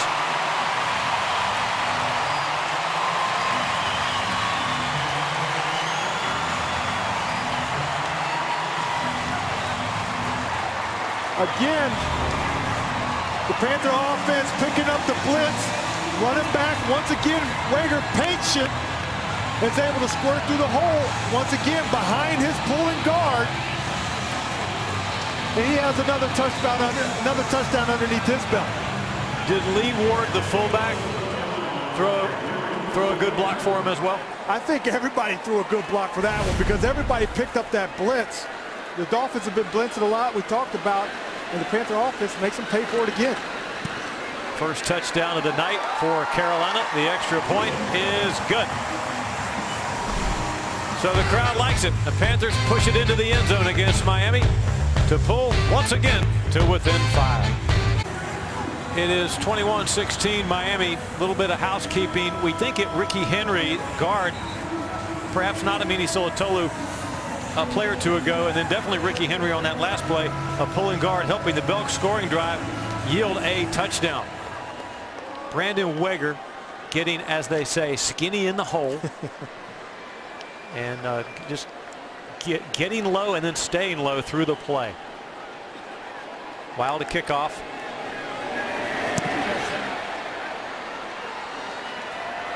Jones. Flag down.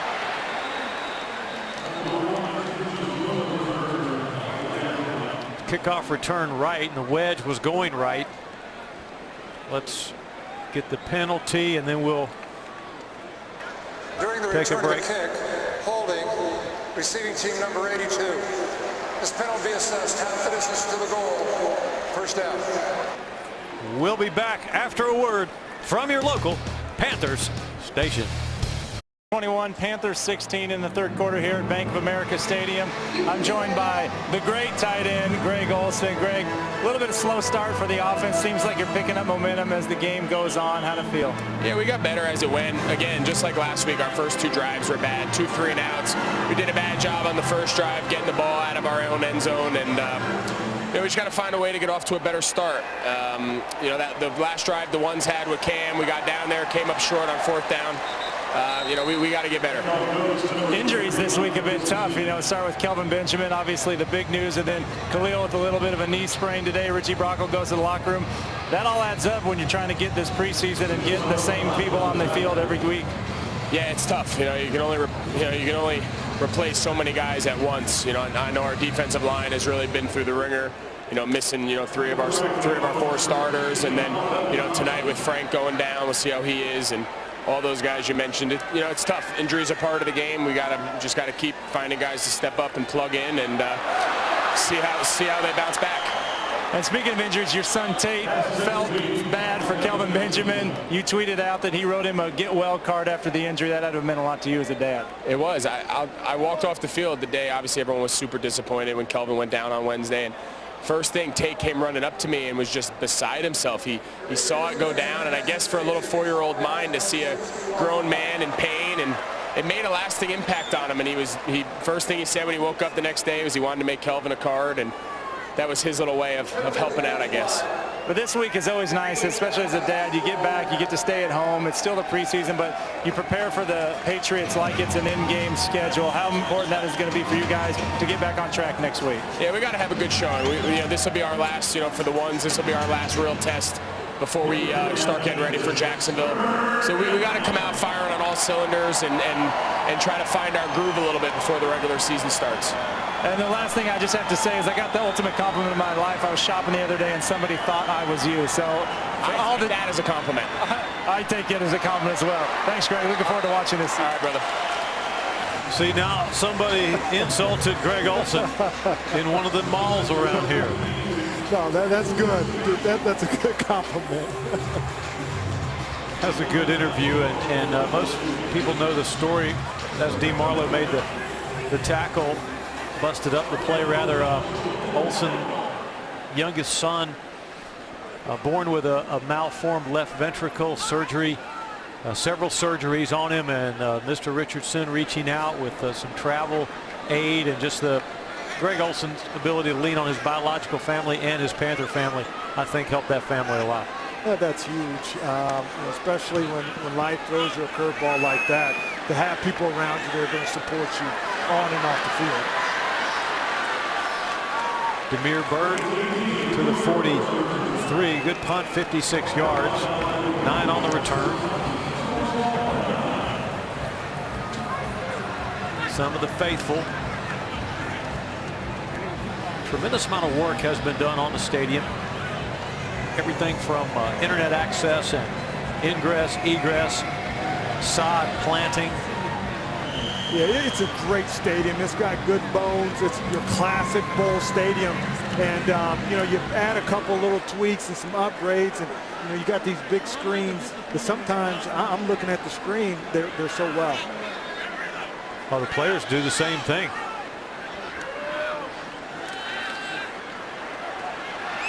Webb going to a second or maybe third option on the play. Mike Brown for 4 yards. Joe Webb he's creating plays with his arm. He's creating plays with his feet. Right here, he buys himself some time with his feet. First option's not there. Stays in there and is able to deliver this ball right here with a lot of commotion going on around him. Lee Ward, his first look on the play, that wasn't there, so Webb had to go off script and check it down. This will be the last play. That will turn out to be the last play of the third. So it's been kind of a mixed bag for your Carolina Panthers. Some bright moments, but Miami still on top after 3 periods. Has led the entire way. 5-point lead currently. We start in the 4th quarter with the Dolphins up 5. Our Bank of America stats after 3 quarters show exactly what, Mike Rucker? Well, the plays were about dead even. And when you look at the teams, you know, one time you have a 10-play drive, but the Carolina Panthers, they came back and they answered with their own touchdown. So it's been a back-and-forth game. 3 yards, Jordan Todman. How important would a victory be? I mean, the Panthers kind of angling to go 2-0. Would that be meaningful at all? Absolutely. You want to win regardless of if it's a preseason or not. And, you know, there's some things you can work on, but I've seen a lot of really good things tonight. And so to be able to go into next week going against the Patriots again at home, having 2 wins underneath your belt is going to be good. Offensive line's ability to pass block, still a developing story. Panthers 2 of 10 on 3rd downs tonight. Webb on 3rd and 4. Flushed.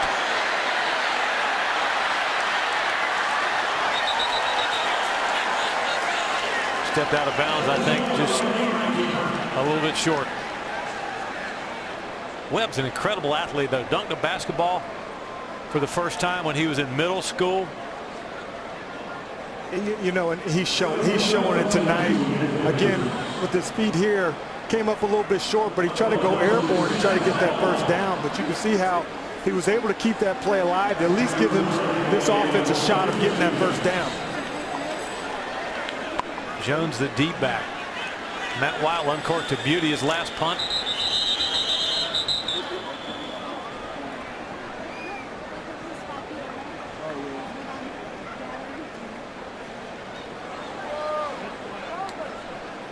I wonder if Coach Rivera is wanting to see, as Joe Webb went in the air, maybe where that ball was when he went out of bounds, maybe.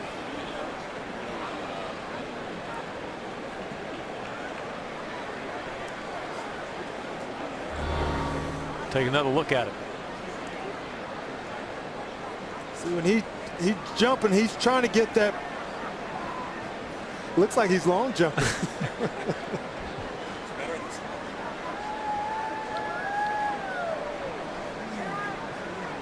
Yeah, he was just trying his best.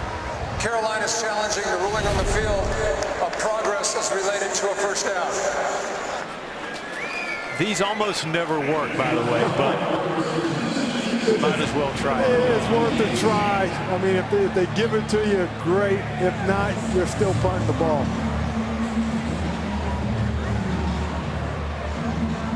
Joe Webb. We'll see if he got the first down when we come back after this timeout from Bank of America Stadium.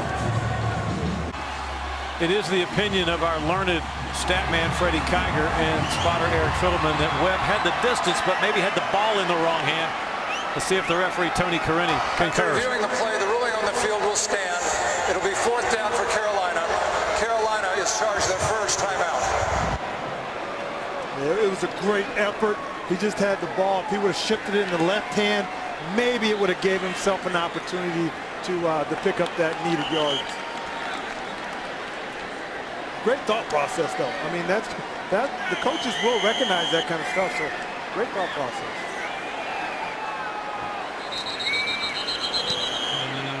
That didn't look good.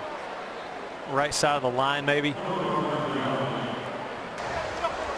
False start. Offense number 57. 5-yard penalty remains. 4th down.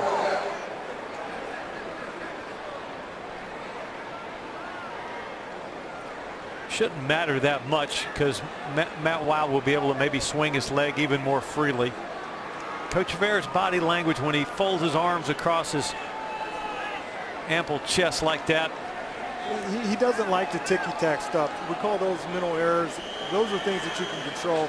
If you're hitting someone that's close out of bounds, he can live with that kind of stuff. But this stuff will drive him up the wall.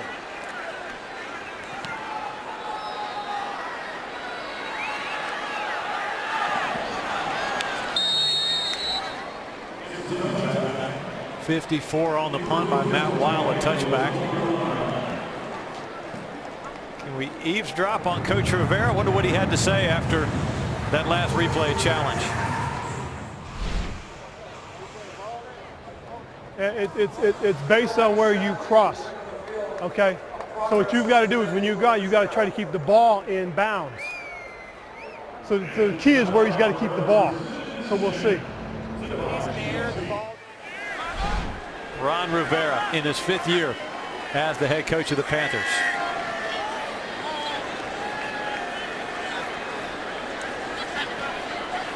Miami trying to get together with their offensive formation. Bethel Thompson, short and middle, complete.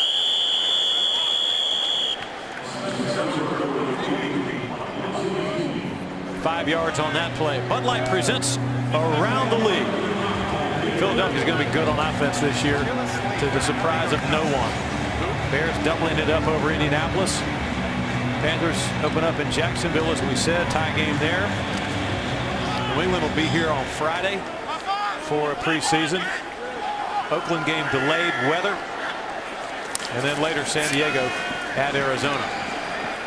Bethel Thompson hands off to Gillislee, who surges for the first down. 6-yard rush. One of the 2 bright spots from last week. A couple of D linemen playing very well for the Panthers. That was Rakeem Cox. Long pass play. Bethel Thompson to Altman. DeMar Altman weaves into Panther territory. Panthers, they blitz the corner from the right side. Didn't time it up, just didn't get there fast enough. Was able to throw this strike downfield. Right over Bindum's head. This one goes left side to Tim Samish, 3rd string tight end. McLeod, Bethel Thompson. You're seeing this hurry-up offense. This is where you need a big play, a big tackle, or a big sack.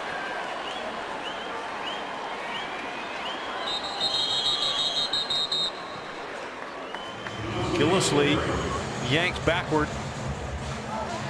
Marlowe and others. Marlowe's got promise. They do. They have a lot of young talent, and you know, especially on the back end. There's some guys that they want to take a look at also. They have played the deep ball really well in training camp this past couple of weeks.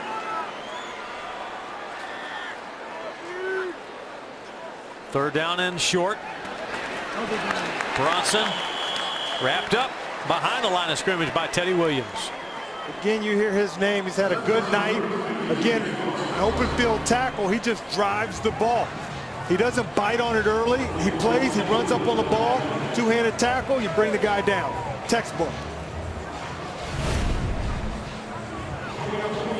Tackling in space.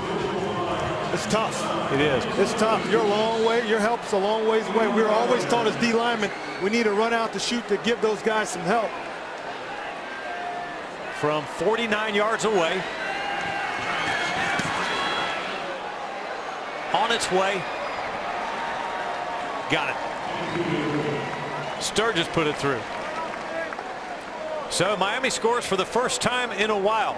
24-16, they lead the Carolina Panthers. We're in the fourth quarter, back after a word from your local Panthers. It was kids just like that that caused me to stop playing youth football. Those kids that wore the husky-sized clothes. Who knows? He could be a future defensive end for the Carolina Panthers. You never know. Or he could be on that offensive line with the road graders. No, I see him more wearing like maybe 92. I like it. Played the our Belk scoring drive. Sturgis capped it from 49. Long kickoff and the touchback. So it's right there. The Panthers could still do it, but down 8 in the fourth. Well, the offense has kind of picked it up on both sides of the ball.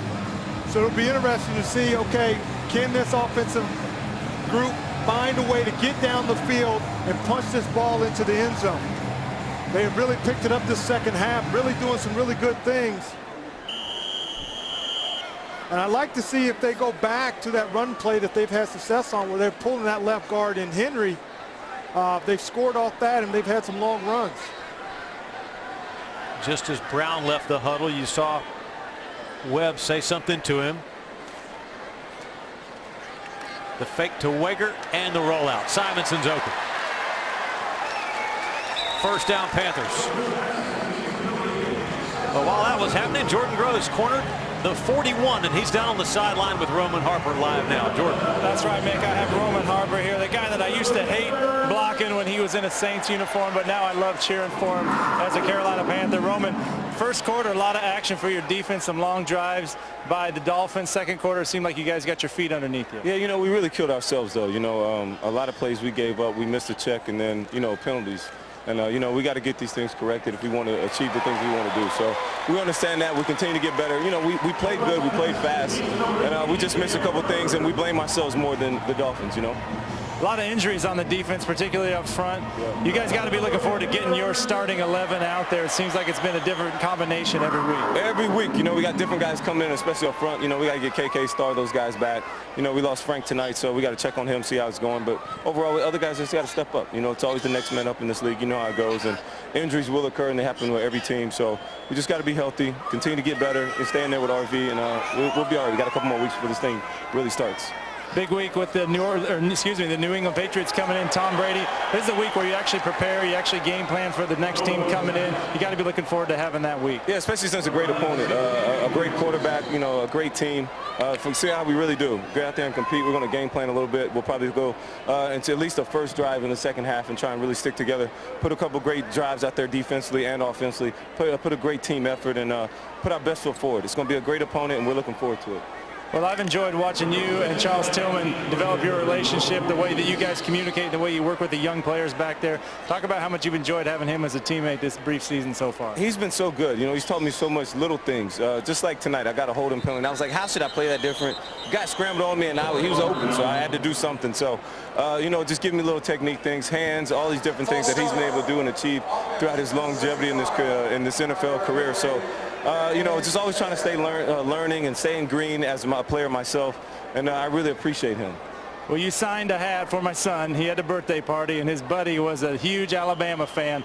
That birthday present was the best one. It wasn't the video games. It wasn't the football cards. It wasn't the gift card to iTunes. It was the Roman Harper hat. So thank you, man. Yeah, man, no doubt. Roll Tide, and that just lets you know we're everywhere. And, I mean, our blood is crimson, not red, and I bleed it every day, so I appreciate that. All right, Roman, thanks for your time, Thanks, buddy. Jordan. Appreciate it, man.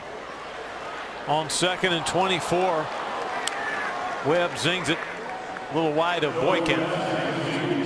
While those two great guys, Roman Harper and Jordan Gross, were talking, Webb connects with Bird for 18, and then the Panthers give it back the next two plays with a sack and a penalty.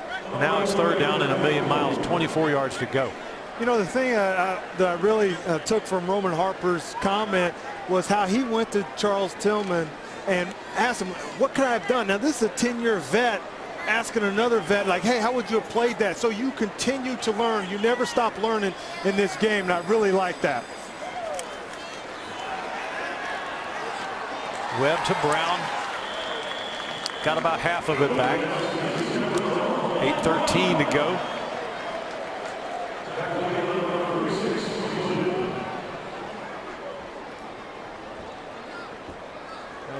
Joe Webb got that half of that back, and again, this is a field position type thing. So where you look like you're going to be punting around your 20, now all of a sudden you can punt, you know, from your 40 and maybe pin them down here inside the 20.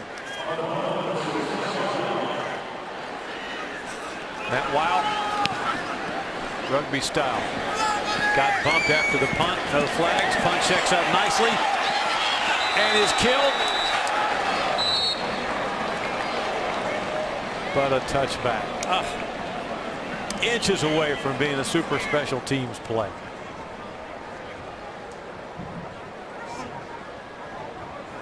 Here it is as we go to break. Little backspin on it and almost a touchback. Can't do it himself in the NFL, but if one player could, it would be this player, Luke Kuechly. Absolutely. He'll bring you down by your shirt or by your full body or by the neck. Great play. Knocking this ball, playing center field right here. I mean, in the preseason, the only time where you're going to see him have only 2 tackles. Luke Kuechly, part of our Belk Player Watch. Got his degree from Boston College. Very proud about that, studying business marketing. A couple of tackles tonight. And poised to begin 2015 in good shape.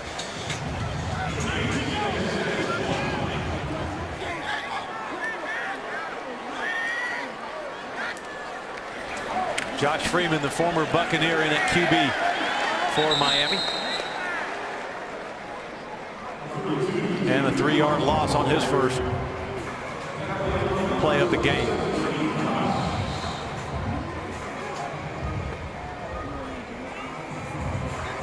Freeman 5 of 15 passing last week, and it is a mystery what has happened to him in his career. Yeah, you know, he kind of started off hot with a lot of high hopes, and it just kind of trickled down here of late last couple of years. So we'll see what he can do out here on this field if he can strike his coach's attention. Robinson, the motion man.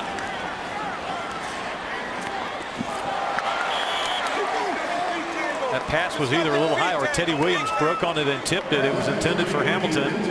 Let's check in with our Krispy Kreme sweet tweets. Does Graham Gano's leg have any limitations? From Cat Scratch fan.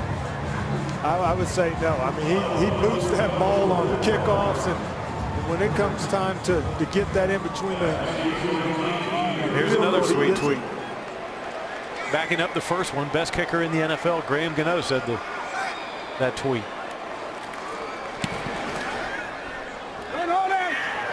Lazy spiral, turns over. And Bird put down. 50 on the punt. No return. Not far from here, this is Bearden Park. Very near the home of the AAA baseball team in Charlotte. Back with more football right after this. Miami still up 8. They've led the whole way. 6:06 to go in the ball game. That man there, Darrell Williams, 4th-round draft choice. He's on the come. Let's go to Jordan Gross for his opinion of it. Well, Mick, you said it, that man right there, and that's what I see when I see Darrell Williams on the field. I continue to say he has poise, and when I watch him play, you can see from these highlights, he's efficient, he's smooth. To be out of position very often, and right here you can see when he puts his hands on you, you move. Darrell Williams, somebody I'm keeping my eye on that could play into a bigger role for this team moving forward. Looks like he sets low and then plays low through the play, and that pad level is so important. You're exactly right, Mick, and I've seen his technique continue to improve day in and day out, which shows me he really cares about his craft. Offensive line play is about being a technician, and you can be as big as you want to be, and this is a big man we're looking at, but if he can learn the fundamentals of the technique, he could be a real force in this league for a long time. Panthers were tickled when he was still available in the 2015 draft. Webb, short drop, straight drop, finds Wager. So that'll set up 3rd and makeable, 3rd and medium. So here's what happened. He was available out of Oklahoma, and the Panthers just grabbed him. It would be great if he could learn the left tackle spot, but he's right-handed. He's only ever played on the right side.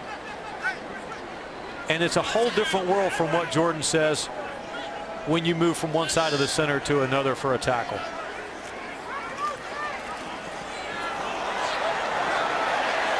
Flags down.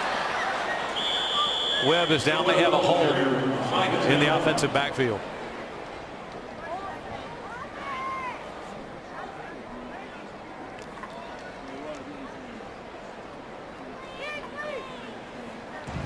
Holding, offense, number 63.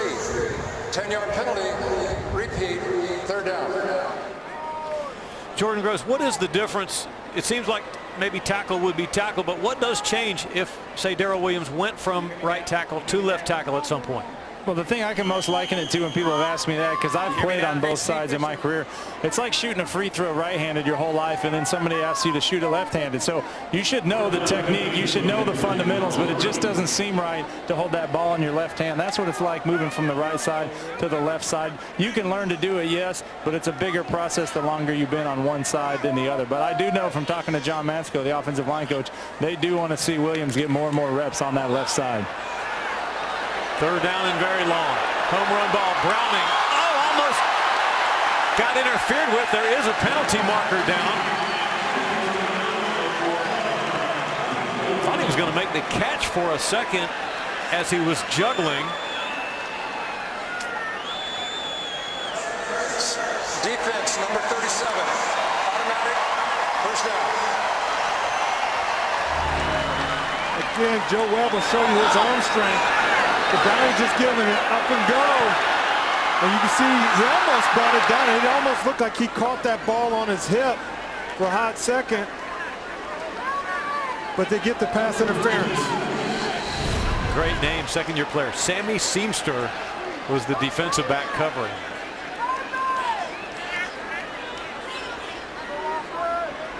So the penalty gives the Panthers the fresh series of downs.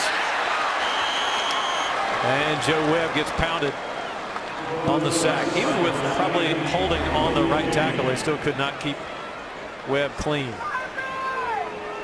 Yeah, Webb couldn't get clean on this one. And the quarterbacks haven't been on the ground, I don't know if at all today, and that might have been the first time that the quarterback's gotten his jersey dirty tonight. Bud Light presents Around the League. Let's take a look at some scores of other preseason action. That Oakland game delayed because of bad weather. San Diego, Arizona just underway. Wager on lead draw. Pummeled at the 30.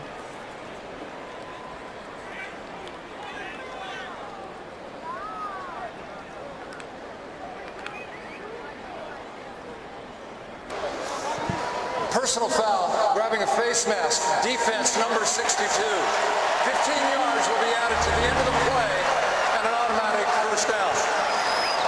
You see Wager coming right at you. That big, he definitely grazes the face mask, but it bails the Carolina Panthers out from that big sack just a few plays ago, though. 8-point game, and penalties are helping the Panthers get into the red zone. So Mike Shula probably thinking ahead, has got a possible 2-point play at the ready. Well, they know that they can do it. They did it last week, so I don't think that that's going to make them nervous at all.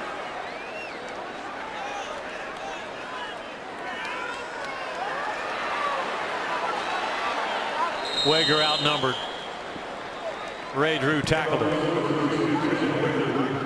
Take a look at the CPI security system red zone offense. These are the stats for today. Panthers 2 trips into the red zone, 1 touchdown for a 50% ratio. Well, they're going to have another opportunity to bump that percentage up a little bit. You know, they had 4 opportunities on that goal line. You thought they would have got that in, but hey, 1 for 2. See if they can get it in here this drive. Twins left, Twins right. Webb's got a man open. Touchdown.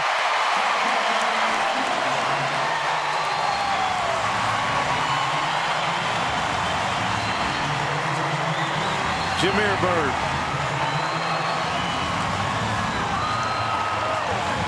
Joe Webb just makes this look so easy and smooth.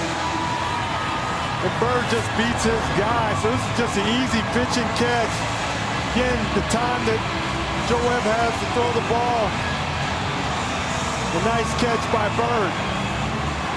Webb seemed to know he wanted to go to Jameer Byrd right as soon as he got the ball in his hand. It looked like he had the matchup that he wanted. And here they are going for two-point conversion once again in back-to-back weeks. Line unbalanced to the right.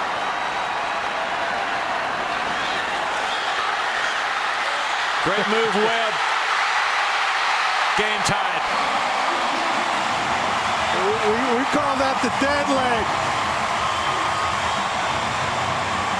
Joe Webb beat you for a touchdown with his arm. But says, you know what? I can also beat you with my legs. We've talked about open field tackling and how hard it is. And here Joe Webb just gives him a little dead leg just to hold him up a little bit to burn him to the corner for the two-point conversion.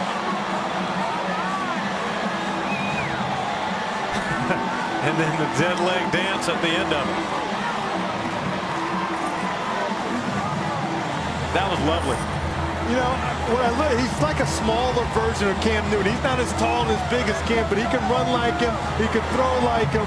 And it's neat. This guy, he is versatile. I mean, he's playing special teams. He's running the ball as a quarterback, and he's throwing the ball. He's throwing touchdowns. Very versatile. You hope you don't need your depth, especially at that position, but it's got to be great for an organization to have it in their trigger men like the Panthers do. Well, especially in his case where in the past, the Panthers have only kept two quarterbacks. So for him to make a case of why you need to keep me as the third quarterback, I can also play special teams. I can bring versatility, and that's huge. The Belk scoring drive, 65 yards, 59 of those were two Miami penalties. Let's go to Jordan Gross on a happy sideline.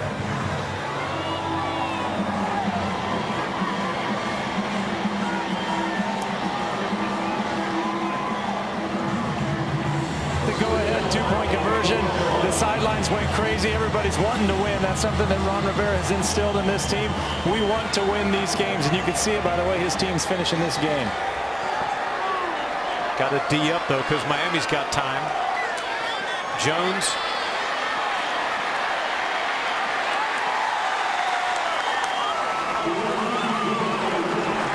Didn't even get to the 20.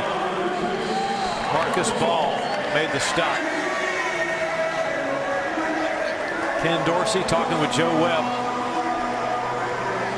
So it's 24 all. You know, the thing about being in situations like this as a defensive guy, you always want the game on your shoulders. You got 3 minutes and 10 seconds as a defense to either get the ball back or get off the field.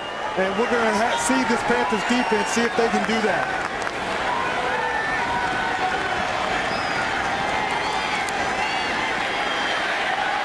Intercepted.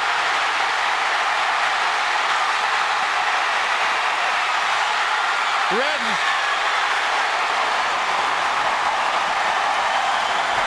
To the 4.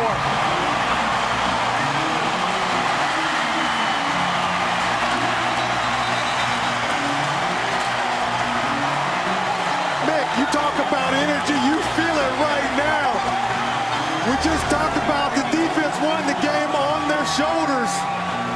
And how about the big fella right here picking that ball out of the air? And look at him rumble and tumble. He's looking for that end zone. He comes up a yard short. He's like a border collie. Changing direction. Man, the energy, this place is just lit up. And Redden, we may look at that again. Redden came from out of nowhere. I mean, he was caught up in the undertow way left and then made the play. In a tie game. Webb hands to Weger. And Carolina leads.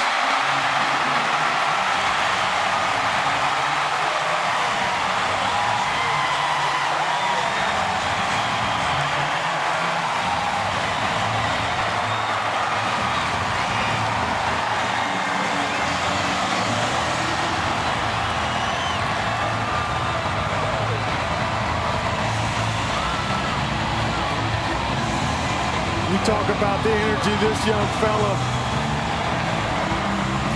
Showing that he can get it done at the highest level in the NFL.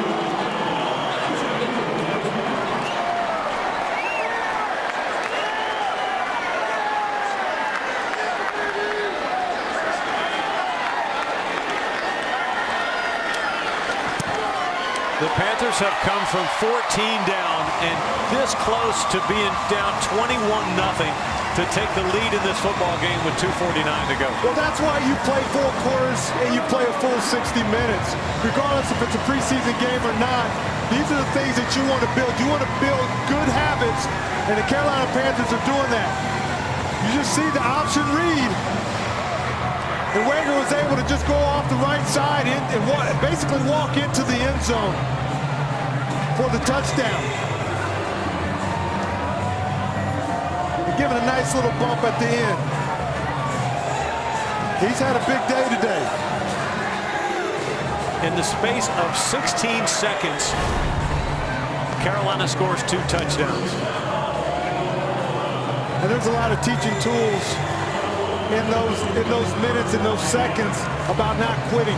Even though things aren't going your way, you keep pounding and things will bump your way. You get a big interception, then you get a touchdown, and now all of a sudden you're leading 31-24. Wiles kickoff. Hooking. Jones on a dead run.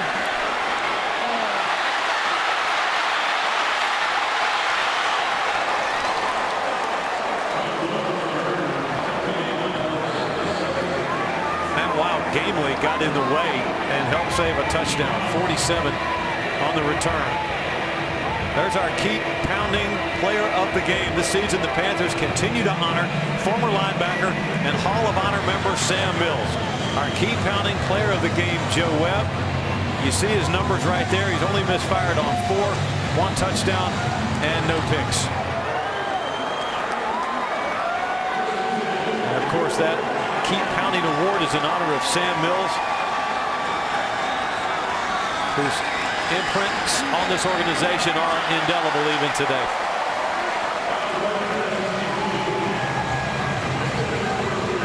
.236 to go. 2nd and 10. And there'll be more where this came from. More preseason excitement. Preseason game number 3 coming up Friday right here against the New England Patriots.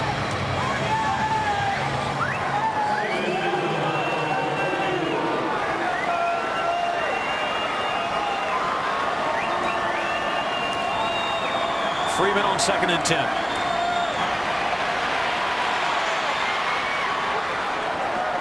To Hamilton. He was bobbling it against Marcus Ball. Incomplete pass. John McGurk wasted no time of bringing blitz. Freeman tries to make something happen with his feet, but he was out of bounds, and he didn't hold on to the ball. This Panther defense, 3rd and 10. This is where you just pin your ears back as a defensive lineman.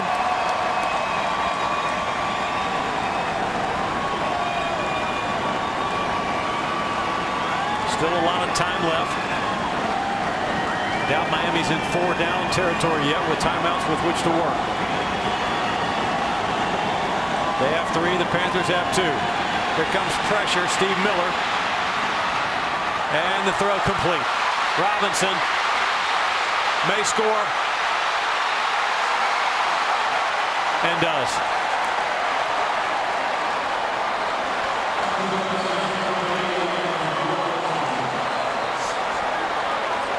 .56 yards on 3rd down. And that's a heartbreaker when you come back and look at this. You get some pressure on Freeman a little bit, but he finds a way to slide out. You see, dropping a defensive end, this is just a fire zone.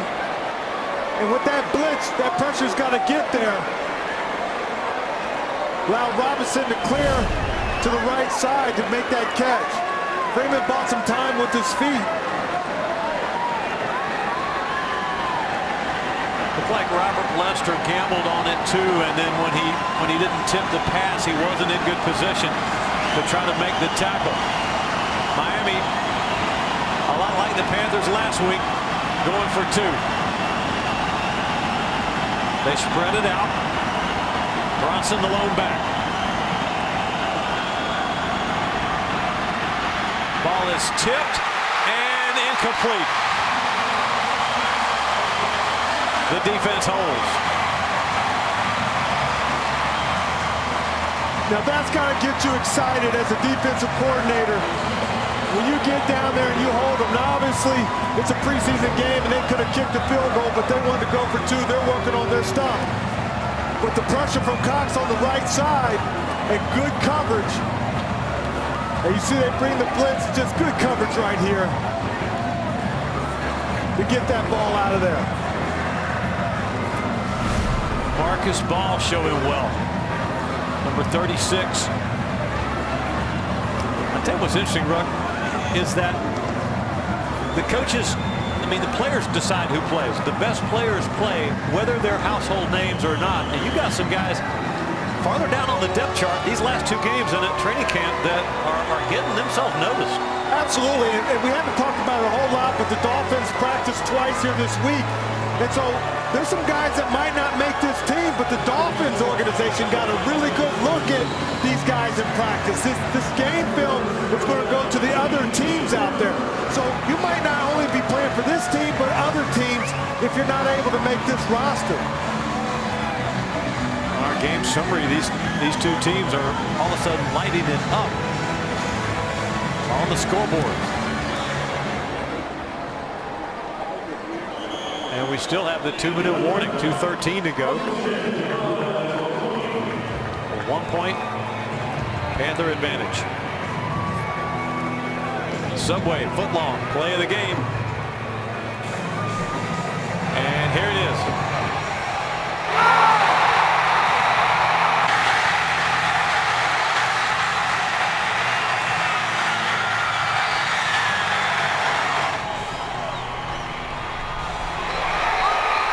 Terry Redden got the ball for the Panthers, and then Brandon Weger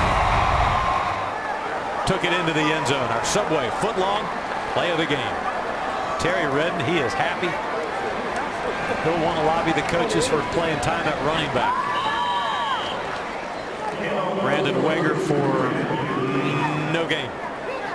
So the 2-minute warning is upon us. Back with the last 120 seconds of this one next. After this, word from your local Panther station. Coach Ron Rivera mic'd for sound. Not all of it has been airworthy tonight, but in the 4th quarter, things are turning in the Panthers' favor. Here's what it sounded like when Terry Redden intercepted and the Panthers scored. D-line 1. Defense, this is a D-line 1. This is a team game. D-line 1. That's a Sports Center top 10 play right now. Yeah, it will be too. Hey, if he had scored, he'd have been number 1. Carolina nursing a 1-point lead, trying to make it stick against the visiting Dolphins.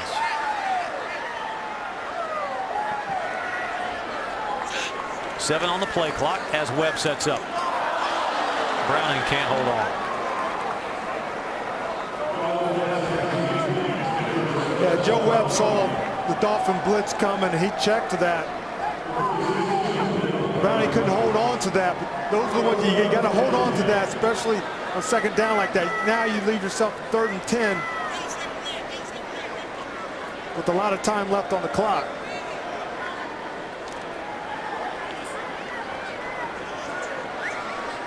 Panthers only 2 of 12 tonight on 3rd down conversions.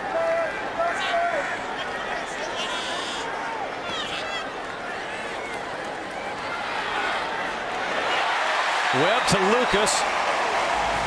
Got it for the 1st down. The converted wide receiver, now a tight end, Marcus Lucas. And you see Marcus Lucas, how big he is now. He was a wide receiver last year. So it shows you how big these wideouts can be. So Lucas has some good hands for a tight end. That was huge. It keeps the ball away from Miami, of course. Allows the Panthers to run some more clock. Rack up another series of downs. Once again, the wing eye, and the Panthers fake it to Weger, and then Joe Webb carrying, slides down inbounds to keep the clock running. yards. And some slick ball handling in the ride and read. You would think Joe Webb has been playing this game for 18 years. How smart he's been playing this game right here. Recognize he's getting close. He just slides, keeps the clock running. Knows that he's up a point. Timeout, and it gives us a chance to look at our fourth drive of the game. It started with Webb to Bird. Miami Panthers helped out. There's the touchdown. And look at the two-point conversion. The fourth drive of the game. Big forward push into the line gives the Panthers another first down. 1:36 on the clock.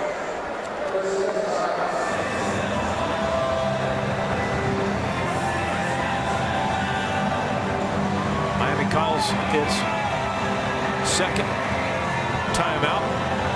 Friday, New England will be here, and you won't want to miss the broadcast because we sent a crew to New Jersey to the home of Jericho Cotchery. He and his wife have a whole family of adopted children. This is up in New Jersey. Mercedes, his wife, and look at that beautiful family. Yeah, that's going to be a neat piece to watch next week. Jericho made sure they were appropriately adorned. I think all of them in some part of their name have the word Jericho. Capers in motion through the eye. And Wager trucking right, untouched, first down.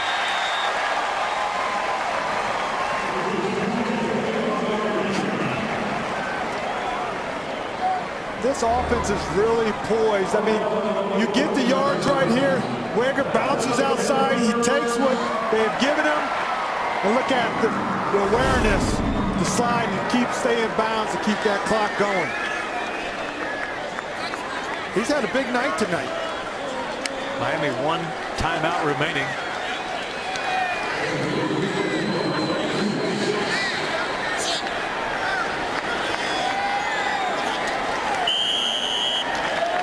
Panthers are going to kneel this one out. That's the best play. It's a victory formation where you can just kneel it down. You could have got long odds when it was 14-0 Miami and when the Dolphins were driving in. Well, they just found a way to stay in the game. And you had some turnovers. When you look at the turnover ratio, there's been some interceptions. There's been some caused fumbles. So the Panther offense and the defense found a way to stay in this ball game. Victory formation. And let's go down to Jordan Gross on the Carolina Panthers sideline. Jordan.